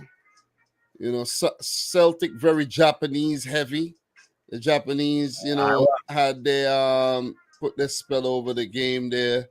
I went with 2-1 Shakhtar. But this guy Mudryk is a whole nother beast, man. Like, I know for us, bro. Yeah, I know Kvaratskhelia. I know Kvaratskhelia is a gem. But this guy Mudryk, man, He's something else, bro. Special player. 100% facts, Dom. 100% facts. There you go, Marcel. Oh, man, this guy got up to change his shirt. Just to piss off Marcel. But listen, man. Mudryk is a gem, man. I like Mudryk. I like him. Very, very good player. Really, really like him. Shakhtar should have won this game. Mudryk, yes. Bondarenko own goal in the 10th minute, Mudryk in the 29th. Celtic had a lot of chances they didn't take, and then Shakhtar had this is the away leg. Mudryk, wait, I clicked on the wrong game? Yeah. But yeah, Mudryk did score. Park. Yeah, Mudryk did score in the game too, so I clicked the wrong game. But look, let me scroll down to the right game. Where's the right game? Anyway, yeah, there you go. The other one. But There look, you go. I'm telling you, bro. Shakhtar had a chance. Yeah, we did. Okay, so Gia Kumakis in the 34th, and then Mudryk in the 58th. Bro, what a goal it was. That was a great goal. I was going nuts, bro. What a fucking goal. The miss, bro, by what's his name? Sikan right here. Danilo Sikan. The run by Mudryk and the square, and then Sikan had a bad first touch, and the ball trickled away. Oh my God. Oh my God. That was one of the worst misses I've ever seen. Yeah. If that was Raheem Sterling, the internet would be destroyed, bro. I'm telling you. You know? Here's Dom and his Raheem Sterling agenda, even though the only player who has scored more goals under Pep Guardiola besides Messi is goddamn Raheem Sterling, but is what it is. And there's Marcella in the chat. Big up to yourself. Man supports like 50 teams. He's a bandwagon. Big up, Marcel. I love my haters. Marcel, chill, bro. Chill out, man. You know what I mean? Chill out, bro. You know what I mean? it's fine. It's fine. Tanya Kishner, big up to you. Appreciate you coming through. And Albert, Shakhtar. Albert in the house. Appreciate you guys. Appreciate AD. AD, continue doing your thing, bro. You know what I mean? And your channel. You know what I mean? Marcel, no wonder you and Dom get along. You guys are both Liverpool haters. What's your prediction for this one? I went with a 1-1 and I got it right. So, you know. I went with 2-1 Shakhtar. But yeah. There you go. So, yeah, because it's Celtic. I fucking hate Celtic. There you go, Marcel. There's a team I really fucking hate. Yo, Celtic. bro. Steve, let's continue doing the quality, assessment that we've been doing of these games, and stop getting sucked in by Marcel and these guys. All right, so it's fine. We still have match day 6 in this group. We got 2 more groups to talk about, but in terms of match day 6, we do have Shakhtar playing Leipzig. In which is this is a final, because if Shakhtar wins, they go through to the round of 16. Because they do have the better head-to-head, and Real Madrid over Celtic, we know that one might get very, very ugly, So, or maybe it won't. You see what I'm saying? But the game to watch is a Shakhtar Leipzig game, where if Shakhtar pick up a win, they go through to the next round. So look, the next group, my group, bro, and I don't know what has gotten into us, bro, but we have not scored any goals in our last 2 Champions League matches. I'm here to give you some unfortunate news, Dom. You ain't winning the UCL this year. Okay, let me say this, right? You're not. No, let me just say this. Let me tell you. See how you guys like to flip-flop? You guys like to flip-flop so much, you know what I'm saying? I never said that Man City would win the UCL. I said you'd win the Premier League at a canter. I stand by that. But no, the thing is, you guys like to flip-flop so much, right? We started well with 3 wins. Ooh, City's looking good. Oh, they're up there. I never said they'd win UCL. I'm just saying. I'm not saying you said it. I'm just saying. And then the moment we draw 2 games where we didn't concede any goals, we didn't score any goals, right? We're still on top of the group. We'll top the group. All of a sudden, we won't win the Champions League because of that. Come on, man. And then you have Juventus and Atleti and Barcelona, big-ass clubs like those, getting relegated to the Europa League. Like, welcome to the big boy club, Dom. Come on. We are still unbeaten in the damn Champions League, and there you go. We will go unbeaten as well. And you come in to the conclusion that we're not gonna win the Champions League. You're not. I'm telling you now, bro. I'm telling you now. Man City always find a way to mess up in the UCL. No, but in all fair, I did want to kind of jab you in the just get a little poke in there. Poke poke Papa Dom Bear just a little bit, you know. No, but Marcel, that is he does say facts sometimes. You know, City always walk through the group stages and they flop in the knockouts. We see the same. Bro, we walk through the group stages. We're gonna get all the way to the last 4. We see what happened from there. Stop your nonsense, man. So, let's not get carried away here. So look, man. No, but Dortmund played a good defensive game against you guys. To be fair, I don't know. Well, I'll let you take the floor. Well, look, we ain't even got there yet, man. We ain't even got there. But Dortmund, look. Sevilla, what happened between Sevilla and Dortmund? Dortmund got the better head to. Yeah, Dortmund are through. 4-0. Dortmund are through, yeah. Dortmund are through. Yeah, Dortmund are through. Sevilla and Copenhagen are scrapping it off. Well, Sevilla are through as well to the Europa League. So Copenhagen are out. Sevilla in the Europa League. Dortmund in the Champions League and Man City. Yeah, so it's pretty much where I expected it to be. Yeah. You know what I'm saying? I have to say that. Yeah. It's exactly how I expected it, and ain't got much more to say. But Sevilla, the sack Lopetegui, Jorge Sampaoli has come in and they've looked good because but come on, bro. No, the last 2 games. I watched the game. Hear me out, no man. 3-0 and 1-0. That's 4 points. How many points they got in the group? 5. No, I'm just saying, like, the 3-0 on paper. I watched the game. It was closer than meets the eye because those Sevilla goals were late.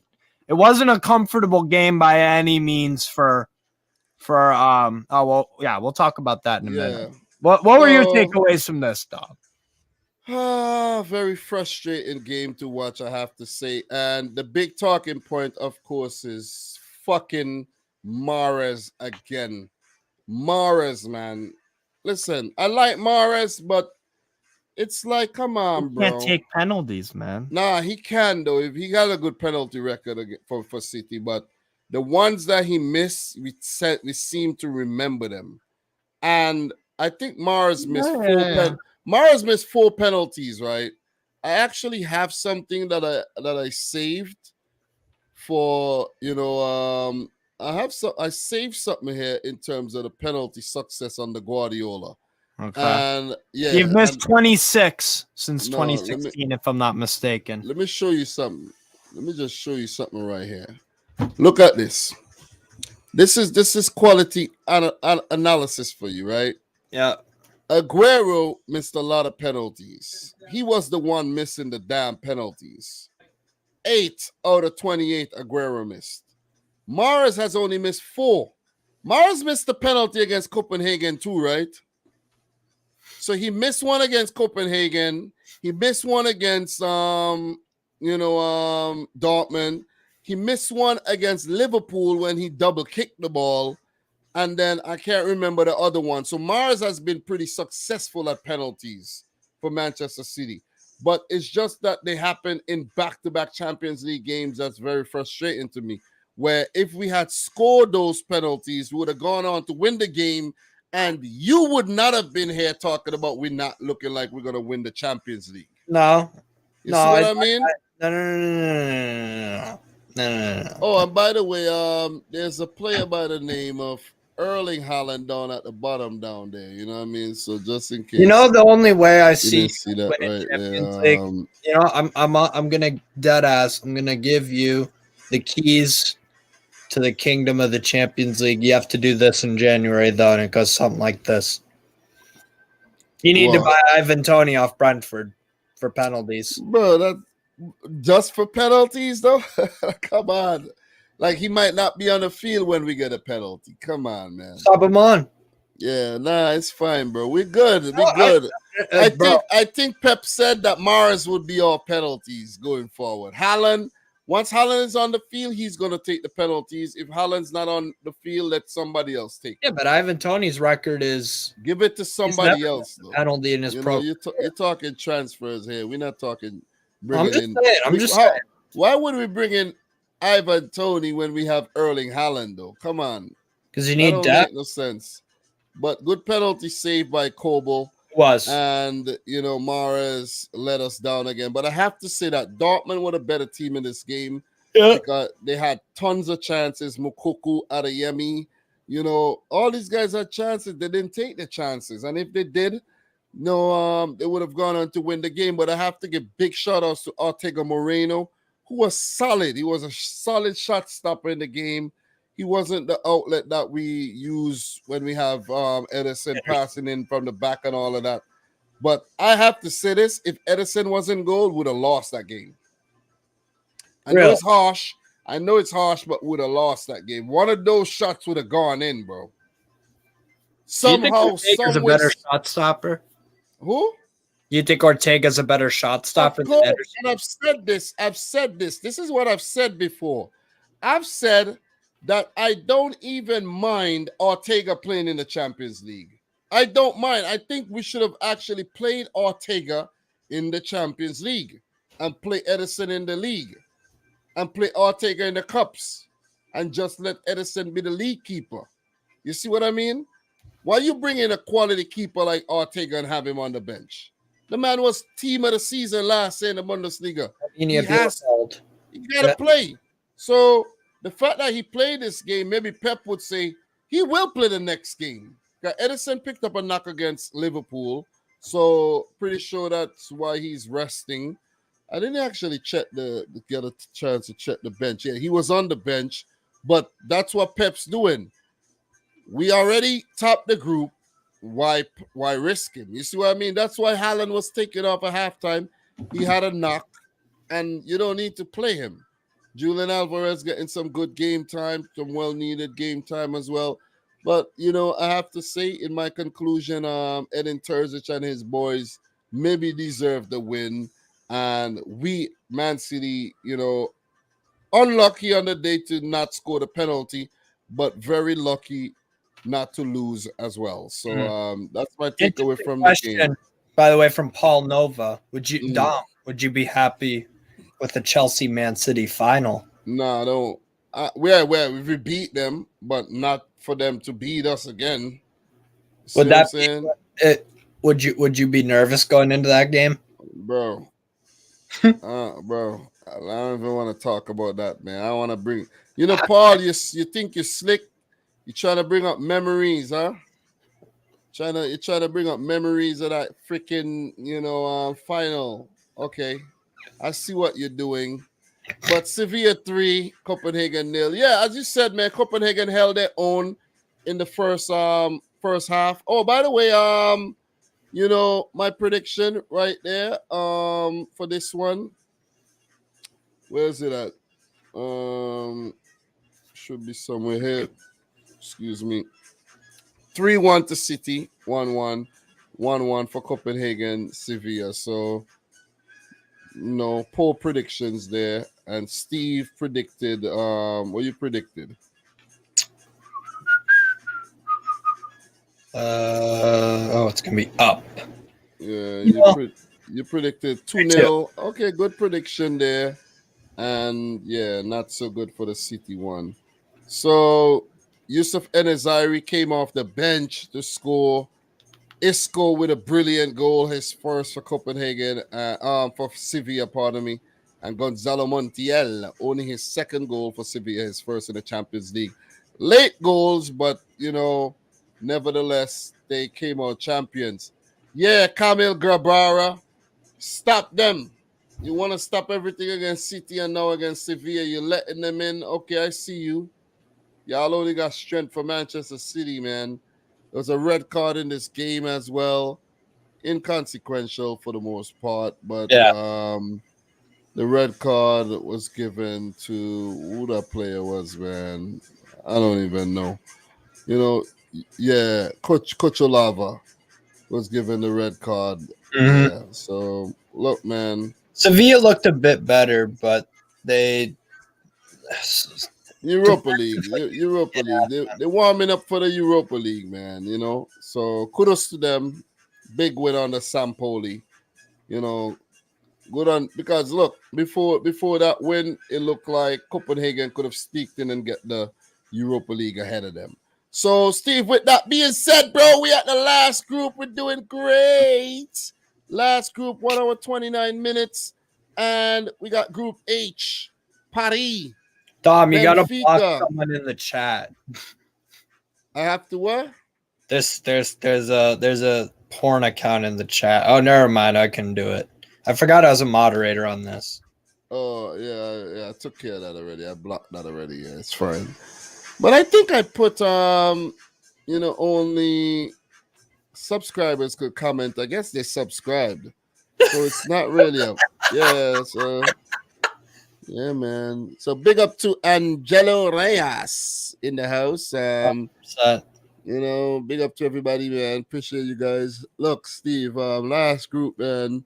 Very interesting group, man. I have to say big shout outs to Benfica, man. They're doing great. Yes, we are, my friend. At least they're making you smile. But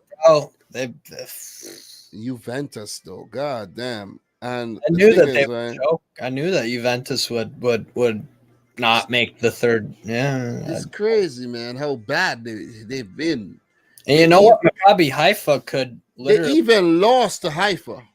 Yeah, which I called. That's how bad they've been. I called it. I said Maccabi Haifa would win. So look, before we even get into this, right? Let's just take a look at who's gonna play who on the last match today. Bro, Dom, remember when oh my god, yeah, Haifa could actually get the Europa League spot ahead of Juventus because I think Haifa could sneak a draw or a win against Benfica. Not a win. Or maybe, maybe. I'm just saying, bro, they're at home. They're a lot better at home, right? Yeah. With what's his name? Sherry.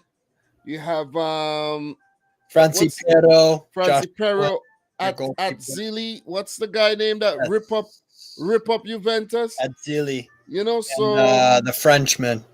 So I'm telling you, man, I think they could sneak a draw. If they sneak a draw, Juventus are getting knocked out totally, man. You know what I'm saying? So, yeah, that's how it's shaping up, though. But look, let's go back to the quick summary, though. Steve, share your thoughts on the group, bro, and stop playing around. It is exactly what I predicted it to be. And you know what? I still could be wrong about Haifa. They could get third, and Juve could go bottom, which would be embarrassing beyond belief. Tell me about it, bro. No, but yeah, Paris Saint-Germain. And I mean, you know what?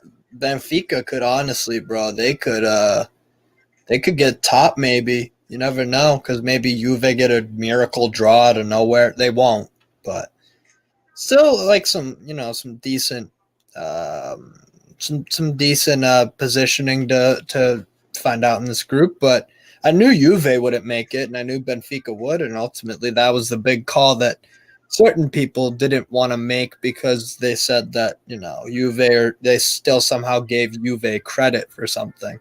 But but kudos to Benfica, man. I gotta give Benfica a lot of credit. They've played with a lot of character. They somehow managed to replace all the players they sell. 100%. Bringing in fresh. Yeah, bringing in fresh blood and bringing guys through the academy as well, like Antonio Silva. Yeah, Florentino is still there. You know what I mean? Even though for me, the on loan. Player, yeah. Mm-hmm. Sorry to cut you off. I just wanted to say, cutting me off. Anyways, talk to me. I think the player of the tournament has been Enzo, Mario. João Mario. Yeah, João Mario has been pulling the strings, bro. For me, he's been player of the tournament, like for the whole Champions League. I think he's been just sensational. I think that's a big call, but I have to say I'll go as far as to say he's been the best player for Benfica. Big up to Rafa Silva. Rafa Silva has always been one of my favorite Benfica players, and I've always wondered why he's never sold. Why no one? It's like with Orsic. Yeah, what's going on, man? I don't know what it is, because I'm surprised he didn't move to an Italian club already or some French. But I don't know. Maybe he just doesn't want to go. You know what I'm saying? Yeah. Yeah. That happens. That happens. But the talent, man. Enzo Fernandez, he's probably gone. You know, the squad is so stacked up. Guys like David Neres don't even start. You know what I mean?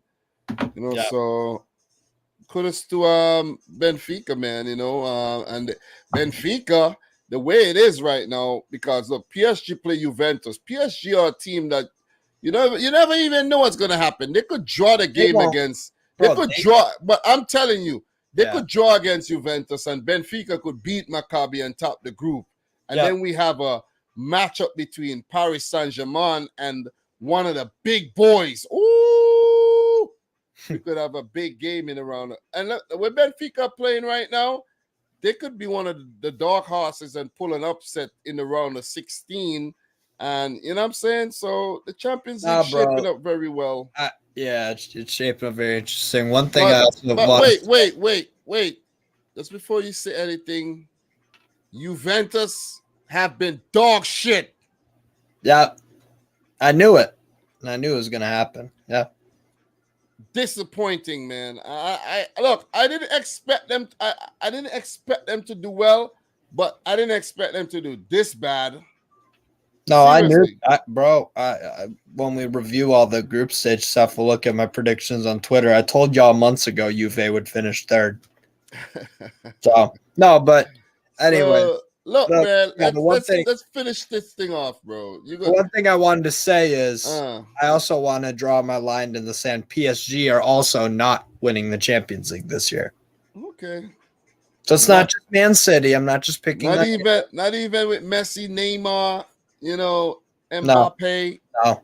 But anyways, man, massive game here. 4-3. A lot of goals, man. Group H produced a lot of goals. 7 in this one, 9 in the other one. That score flatters Juve. 16 goals, bro. Brilliant. So, look, Antonio Silva in the 17th. Mose Ken equalized in the 21st. So, it was 1-1. And then the floodgates just opened after that, man. João Mario from the penalty spot. Rafa Silva in the 35th and the 50th. Brilliant goal for Rafa Silva there. The first one. Was it the first one or the second one? The back heel. I think the first one. That was brilliant. He could have scored a hat-trick. He could have scored 4 goals in the game. He was brilliant. He was unplayable. Absolutely unplayable. Yeah. And then Milik pulled one back. Yeah, I know João Mario was real. And I've been telling people about João Mario. I think in the previews that I did with Mike, I was talking about João Mario. But Milik in the 77th and Weston McKennie in the 79th. Well, they make things tense. Yeah, it was. But I got to give a shout out to the Juve youth coming through as subs. Oh, yes. Thank you very much for mentioning that, bro. They look completely different. Thank you very much, bro. You see this guy right here? Where's he at? This guy right here, Samuel Illing Jr. Youngster came on and actually transformed the whole game with those left-footed crosses in the box, man. He was the only player that showed any effort or desire. Brilliant. I think Sula came on. He had a chance. He missed it. This game could have ended in a draw. Juve could have pulled back a draw, but luckily we scored 4 on them, so they lost the game. They copped a 4-piece. They lost the game. It was still one of the most embarrassing days in Juve's history. Let's be real. And when I just said 4-piece, man, my wife told me she left a little 2 pieces of chicken tenders in the fridge for me. Oh, man, that was a nice banging meal I had there. So thank you very much to the wife for leaving me that 2-piece. The wife. Big up the wife. Yep. So talking about the wife, I got to go pick up the wife pretty soon. You got to deal with Dom's goofy Man City ass. She didn't hit me up, though. But look, Steve, big win for Benfica. Shout out to Roger Smith. He's done a great job with them since he's taken charge. He got guys. Listen, bro, he got guys like Julian Draxler. He not even using. I told you this squad is deep. Tom Brooks, bro. This squad is deep. Wait, I forgot John Brooks is at the club. Seriously. Yeah. I really forgot he's at the club, man. I dead ass forgot he's at the club. By the way, also big shout out to Arsenis as well, the Norwegian. Remember this guy Gilberto scored a screamer earlier in the season. Yeah, bro. I'm telling you, this squad is so deep, man. This squad is deep. I'm telling you. Haven't even used the likes of Ristic, John Brooks. The squad is deep. I'm telling you, man. We're looking pretty. Diogo Gonçalves, while utility player. Well, for Juve, they just look average, bro. I'm telling you. No, then that's being kind. They look average. Yeah. You know. But look, that's a special Benfica team. I'm excited to see how we can do in the knockouts, bro. They look average, bro. This team is so average, man. Cuadrado on his last legs. Damn, man. Vlahovic, you should have never went to Juventus. I don't know what you're thinking. Bad move. I don't know. It seems a lot of times when these Italian players do well at the smaller clubs and they go up to the big ones, most of them never do well. You know what I'm saying? No, Juve is a poisonous club at the moment. Yep, I wouldn't want nothing to do with them. Poison chalice.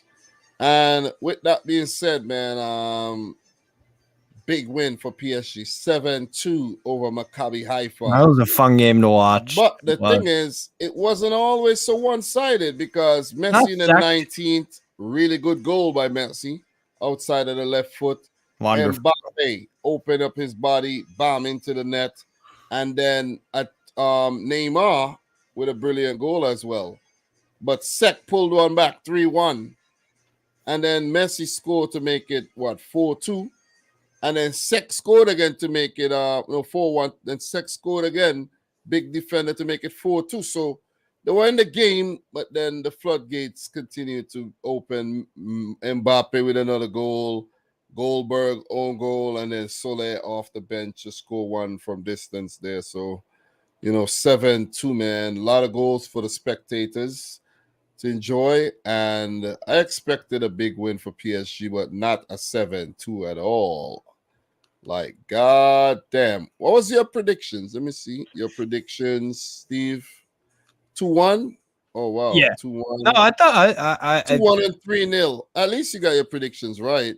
But for me, I actually went with, where's those predictions? 3-0 to PSG and a 2-1 to Benfica over. You see, so I predicted Benfica to beat Juve. Yeah.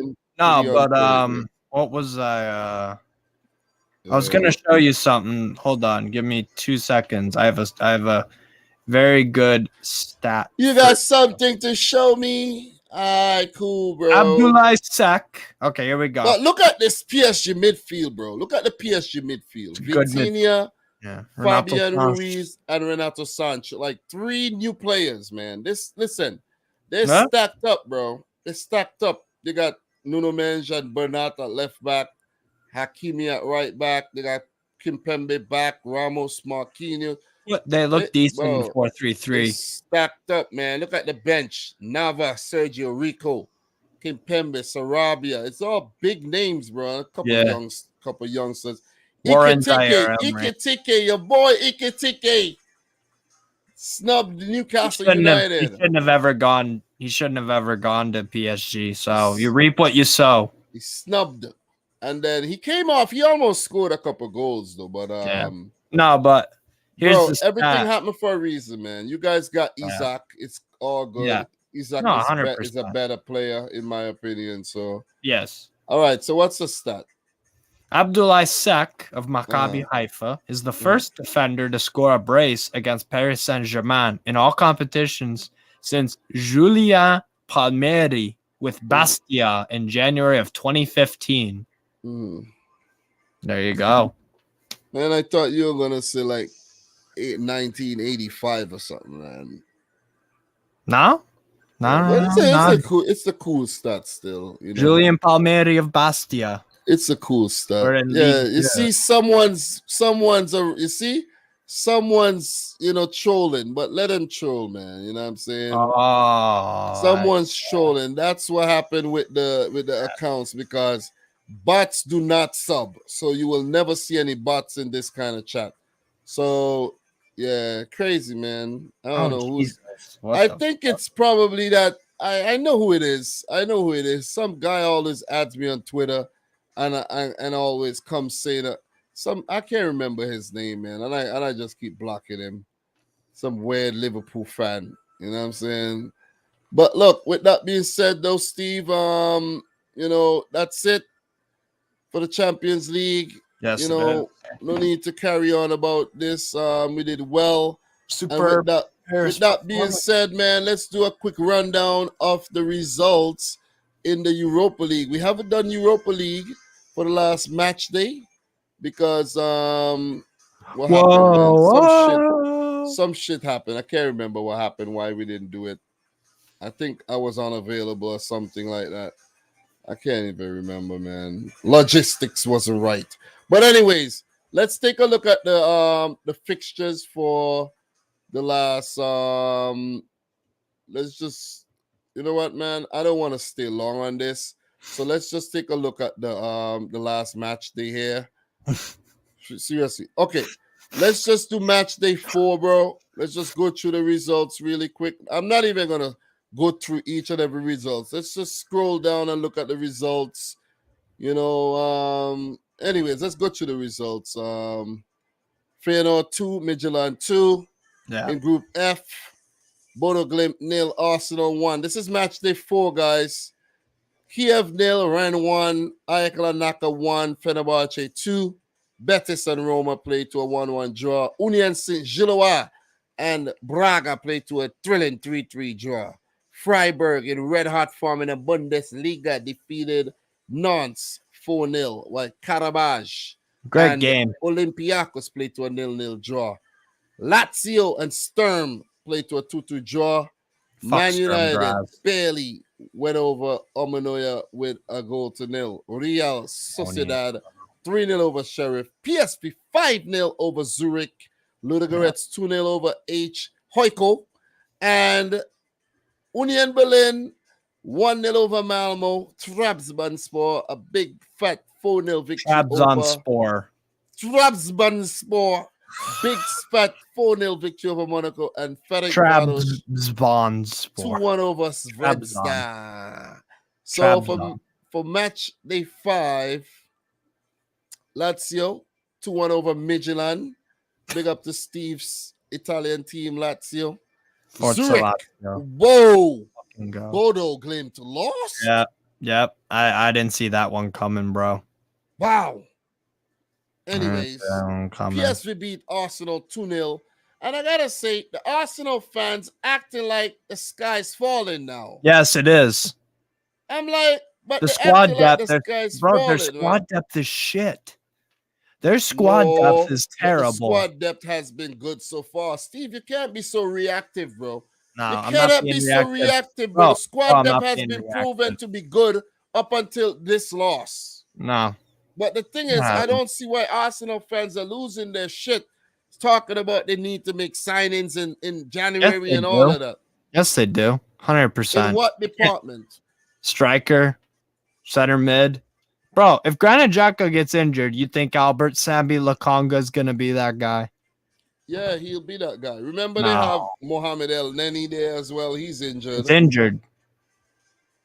El Neni ain't good enough. Nah, bro. Yeah, but anyways, man. Arsenal ain't winning no league title. They ain't going to make top 4 even. So it is what it is.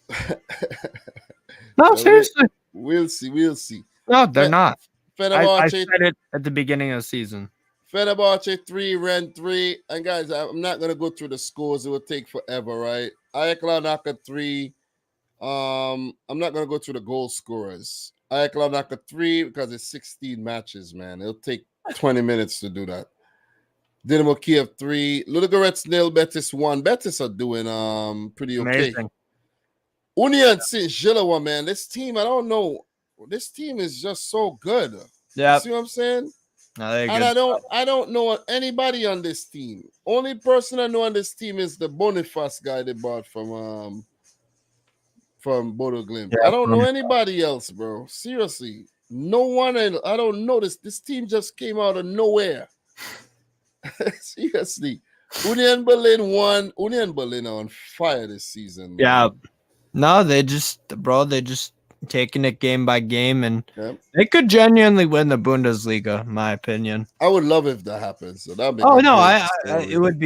it would be a Leicester City type star. They have one of the lowest wage budgets. Remember, they just made their first Bundesliga season a couple years ago. Yeah, exactly. Remember? So it would be crazy. Yeah, so amazing stuff. Sturm Graz 1, Feyenoord 0. Sturm Graz bouncing back hard. We know how good they were, but Hieland was a big loss. Yes, to Atlanta. Yeah. Yep. Man United, and big up to Steve for identifying Rasmus Hieland as well. So Man United 3, Sheriff 0, Ammonoia 0, Real Sociedad 2. Real Sociedad is probably on top of that group there. Yep, they are. Roma 2, HJK 1, Freiburg and Olympiacos a 1-1 draw. Nantes beat Karabakh 2-1. Zvezda beat Trabzonspor 2-1. And Ferencváros and Monaco played to a 1-1 draw. Monaco has been poor though. Yep. So let's take a look at what the groups look like, guys. We're doing a little Europa League review, and then we're going to look at the Conference League. We did Champions League already if you just joined in. So Arsenal on top, PSV second to make it a close finish. I think, Arsenal will play Zurich if I'm not mistaken. So Bodo Glimt third and Zurich fourth. So guys, remember the way it works, right? It's gonna be how does it work again? Arsenal go through. Whoever tops the group go into the round of 16 automatically. Yes. The second place team now goes into the second place team. I think they play a Champions League third place. Yeah. Oh yeah, that's what you're gonna say. So the 8 teams that go down from the Champions League does not automatically get like a bye into the round of 32 anymore. No, but it's gonna be a play-in round, a playoff round before the round of 16, where those 8 teams that go down in from the Champions League will play against the second place teams, and then the winners will go into the round of 16 along with the 8 group winners. And then the third place team will do the same thing, going down into the Conference League, playing the second place teams to see who goes into the round of 16. Yeah. So I like it. I like the 3-tier tournament. At first, I wasn't open to it, but I was like, yeah, it's cool. It gives teams a lot of opportunities to play in Europe, Yeah. 100%. Bring in revenue there. So Fenerbahce topping. Fenerbahce and Rennes pretty much, through, but it's going to determine who goes. Dinamo Kiev flopping. Yeah, really bad. Really bad. Even coming in behind Larnaca, who it's not set yet. Let me see what happened there. So Kiev and Larnaca. No, but Larnaca have head-to-head the win. Oh wow! But the thing is, right? If Kiev managed to, it's done. Larnaca is actually through. Kiev are out. Yeah. So that's sad, man. Kiev very poor. So Betis will go on to top Group C, but Ludogorets said, "Oh man, Roma, that's not good." Roma are scrapping it out with Ludogorets for the second place. Crazy. I know, because you're a Lazio fan, right? And HJK at the bottom. I love it. So Group D, Union Saint-Gilloise will go on to the next round. Brilliant. And another Union in the group, Union Berlin and Braga are scrapping it out for the second place. Malmo without a single point. Very disappointing. I honestly think if it better suits Braga to go down to UEFA Conference League. I honestly could see them winning it. The Europa Conference. I could see them winning it 100%. Remember, you have West Ham's down there, though. You know what I'm saying? They could beat West Ham. I don't know, bro. They could, of course, but West Ham's down there. Who else is down there? There's some more quality teams down. Exactly. We'll get there, bro. Slovako is down there. What's wrong with you? You know what I'm saying? Bro, you know who's down there doing well, bro? Djurgården, man. They're doing well. Yes. You Yeah, see what I'm Djurgården. saying? You know, so. But Slovako, bro. What's wrong with you? Anyways, Group E. Real Sociedad should go on to top Group E if barring Man United pick up a bigger victory against them than they did on Matchday 1. So it's between United and Sociedad. Sheriff, should get the Conference League playoff spot, or if Amanoya pick up a win. So that's what it looks like in Group E. Group F, Lazio. Whoa, Group of Life. Lazio, Sturmgras, Feyenoord, and Midtjylland all still in with a shout here. 100%. And Group G, Freiburg will go into the round of 16. Freiburg. Nice, man. Karabaj looking good. Nantes and Karabaj I scrapping picked it out. Nantes third. And I have to say, look, Olympiacos got to be one of the most disappointing teams this season. And Flopped out. Malmo. But no, Olympiacos spent a lot of money, bro. They brought in a lot of Marcelo. Who else is a lot of big players? Rodriguez. A lot of big players. And look at that. Last in the Europa League group. Yeah. They got to focus on the league, man. You know what I'm saying? Yeah. So I don't know. Who this person, you got absolutely no life, to be making all these stupid profiles coming in here. Like, I find it so stupid. Steve, you don't even know how stupid that is. No, it is. It is like, bro, it's like the lowest level of dumbness that you could find. No, that Dominic Rich timed out someone. No, I timed out the person, but I should have blocked them. But it's so stupid. No, Dom. No. Oh wait, no, sorry, never mind. Yeah, you read it wrong. Timed out by the Lego dude in AD. Okay.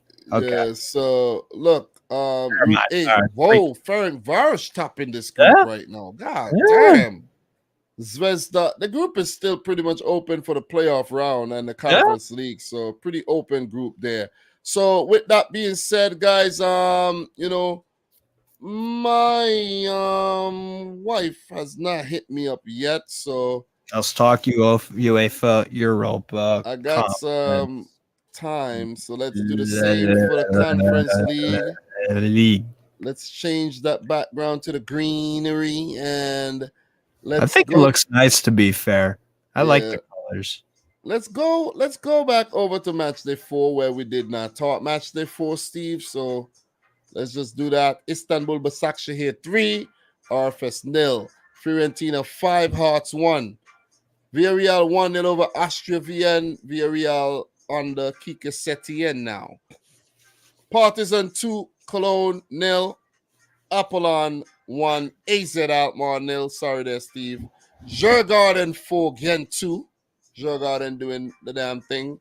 CFR Cluj 2. Slavia Praha 0. Slovan Bratislava 3. Basel 3. Silkeborg 5. FCSB 0. West Ham 2. Anderlecht 1. Beersheva and Lech Poznan playing to a 1-1 draw. Nice 1. Slovako 2, baby. Vaduz. Yes. Vaduz 1. Dnipro 1 with 2. Shamrock Rovers, Molde 2. Balkani 1. Sivasspor 2. And Zalgiris 2. Punic 1. So let's just go to match day 5. The results of today's matches. Fiorentina 2. Istanbul Başakşehir 1. Anderlecht and FCSB playing to a 2-2 draw. Villarreal and Beersheva playing to a 2-2 draw as well. Austria Vienna 1. Lech Poznan 1. Nice 2. Partizan 1. Damn, these Belgrade clubs not doing well at all this year. AZ Alkmaar 2. Vaduz 1. Oh, Steve, you're still with us, right? Oh, okay. Yeah. So Hearts 2. RFS 1. West Ham 1. Silkeborg 0. West Ham keep winning. Yeah. Dnipro 1. Who scored? Dovbik, maybe? Apollon 0. Djurgården in the Scandinavian Derby 3. Molde 2. God damn, Djurgården on fire this season here. Shamrock Rovers. Zagreb drawing with Basel. Yeah, I don't got there yet. So, Shamrock Rovers 1, Ghent 1, Balkany 0, Slavia Praha 1, Sivasspor 3. Sivasspor doing well. CFR Cluj 0. Basel and Zagreb is playing to a 2-2 draw. That's a big result for the Lithuanian There's a game tomorrow, Dom. outfit there. Slovako and Cone got suspended. Oh man. No, so the fog. It was too foggy. Oh, so it's played tomorrow. At 7 a.m. Oh, okay. 7 a.m. God damn. Our time. Players got oh. Because I'm like, what? Slovan Bratislava 2-1 over Punic. I gotta wake up. I gotta be at work. I might tune into that game. So look, the groups. I gotta watch the Slovako.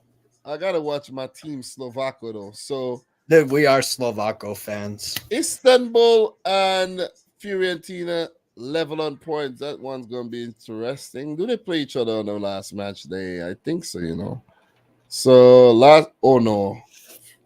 yeah, I think both teams are gonna end up winning both their games, and Istanbul are gonna top the group. So West Ham definitely 5-5, brilliant. Silkeborg and Anderlecht scrapping it out for that playoff spot there. And third place gets nothing in the Conference League. Group C, Villarreal tops their group. Lech Poznan and Beersheva scrapping it out for the playoff. And Group D, it's said it's playing right now. Why is it playing right now, though? I don't even know. It's playing tomorrow, but whatever. Yeah. It's just like an error or whatever. Yeah. No, it's already tomorrow. That's why. Ah. Yeah, it's already tomorrow in Europe. Yeah. So. No, it's 11:37. It's not tomorrow yet. In Europe, bro. Oh, that's true. Yeah, so Nice and Partizan are level. This group is wide open, bro. 100%. Yeah, no. I like the Europa Conference League, bro. I think let's just say that. So AZ and Dinamo, scrapping it out for the top spot.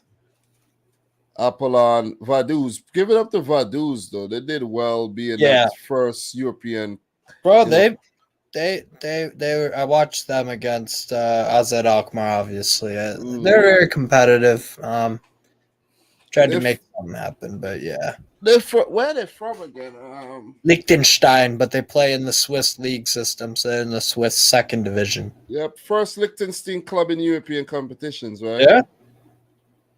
So give it up to them. Djurgården through to the next round, man. 4 wins, 1 draw. Yep, Molde, Ghent, scrapping it out for that playoff spot. Shamrock Rovers at the bottom. Sivasspor should go on to top the group. CFR Cluj, Slavia Praha, and Balkany. Pretty much I'm pretty sure, CFR Cluj and Slavia Praha, with only Balkany picking up only 1 win. Who did they win? So Balkany defeated Sivasspor. So yeah, they're not going through. That's it. That's it for them. So Group H, Slovan Bratislava. Oh, this is very, very open. Punic and you got Zalgiris.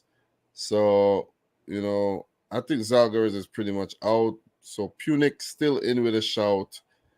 So 3 teams alive there in that group. So that's it for the Conference League, bro. Pretty cool.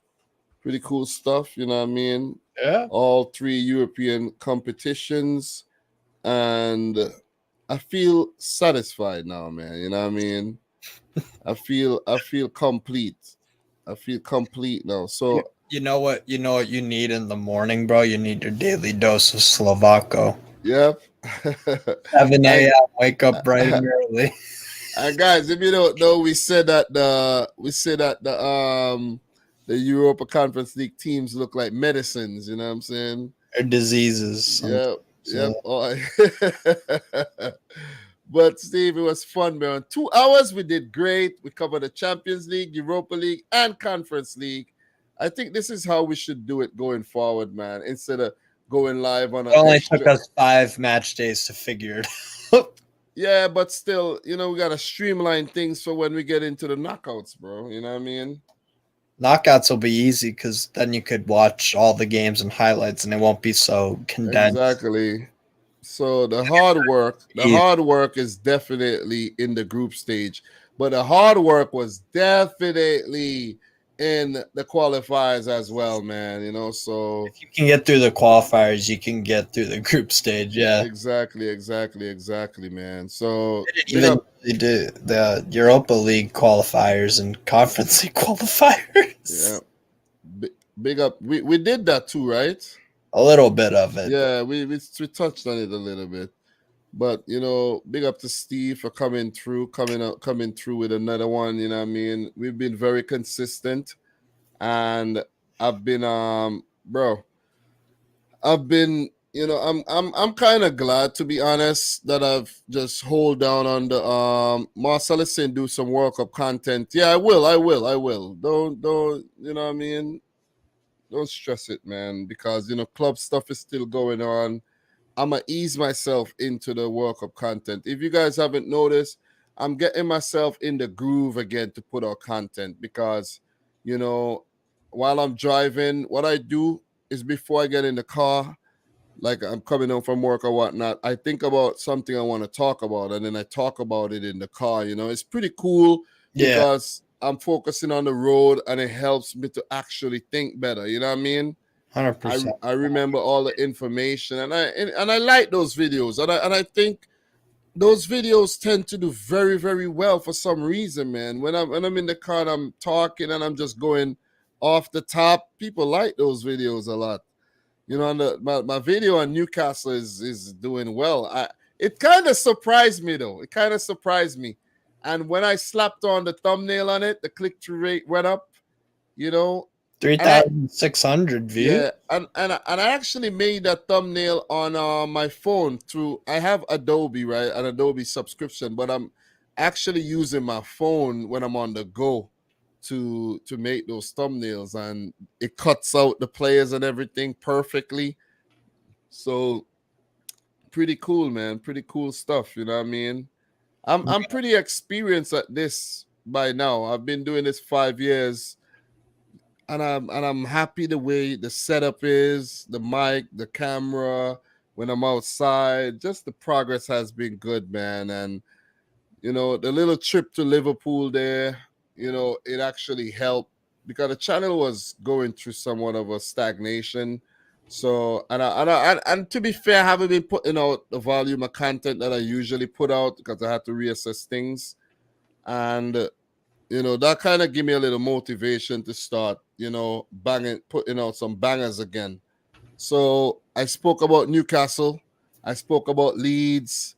I want to do something about, I'm going to think about which club I'm going to talk about next, but I don't have to always talk about the big clubs. You know what I mean? I want to give the other clubs a little, a little shine. You see what I'm saying? But I want you and I to do the, definitely to do something on Newcastle though, and I think it'll do well. But it's gonna take a little research, of course. 100%. But I'm gonna identify the players from Newcastle who I think you guys should absolutely get rid of, and then I'm also gonna come up with some solutions as well for those players. You see what I mean?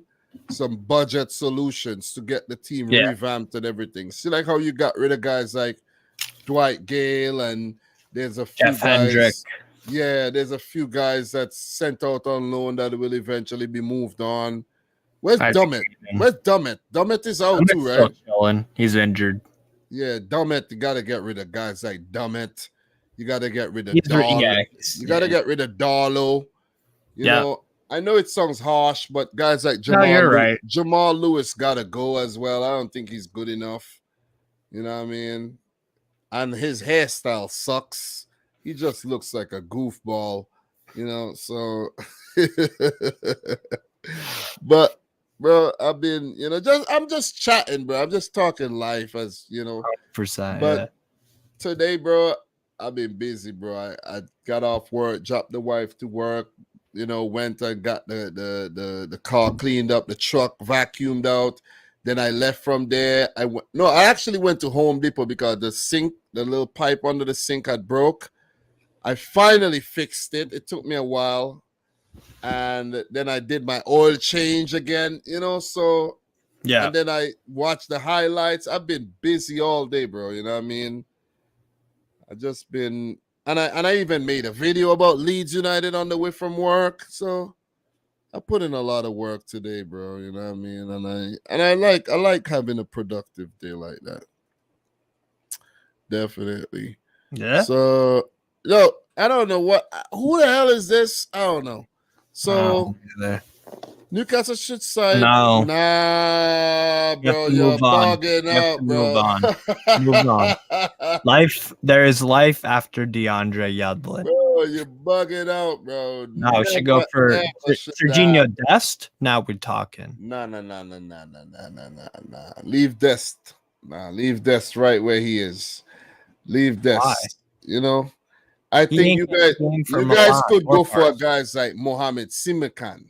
Yeah, 100%. No, you see what I'm saying? Yeah, yes. You know, exactly. Now you're talking. You see that? Now you're talking.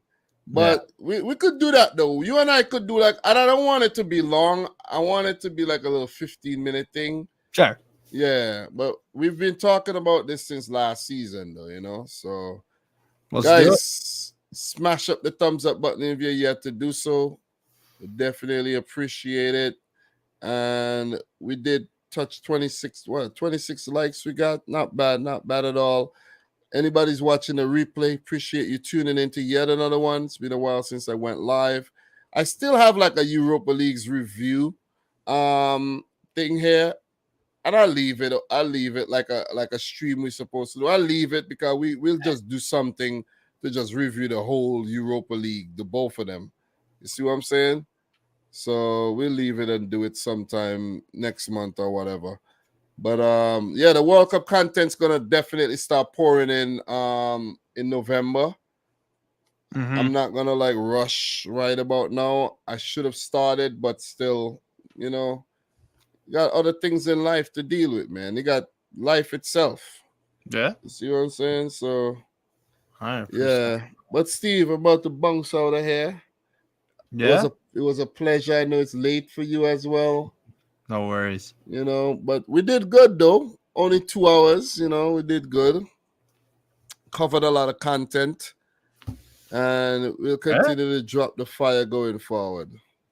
For sure, bro. 100% facts. All right, man. So big up to everybody who stuck around with us during the stream. As I mentioned, thanks to Steve. Check him out on Twitter at Stove Mahala. Bringing the heat.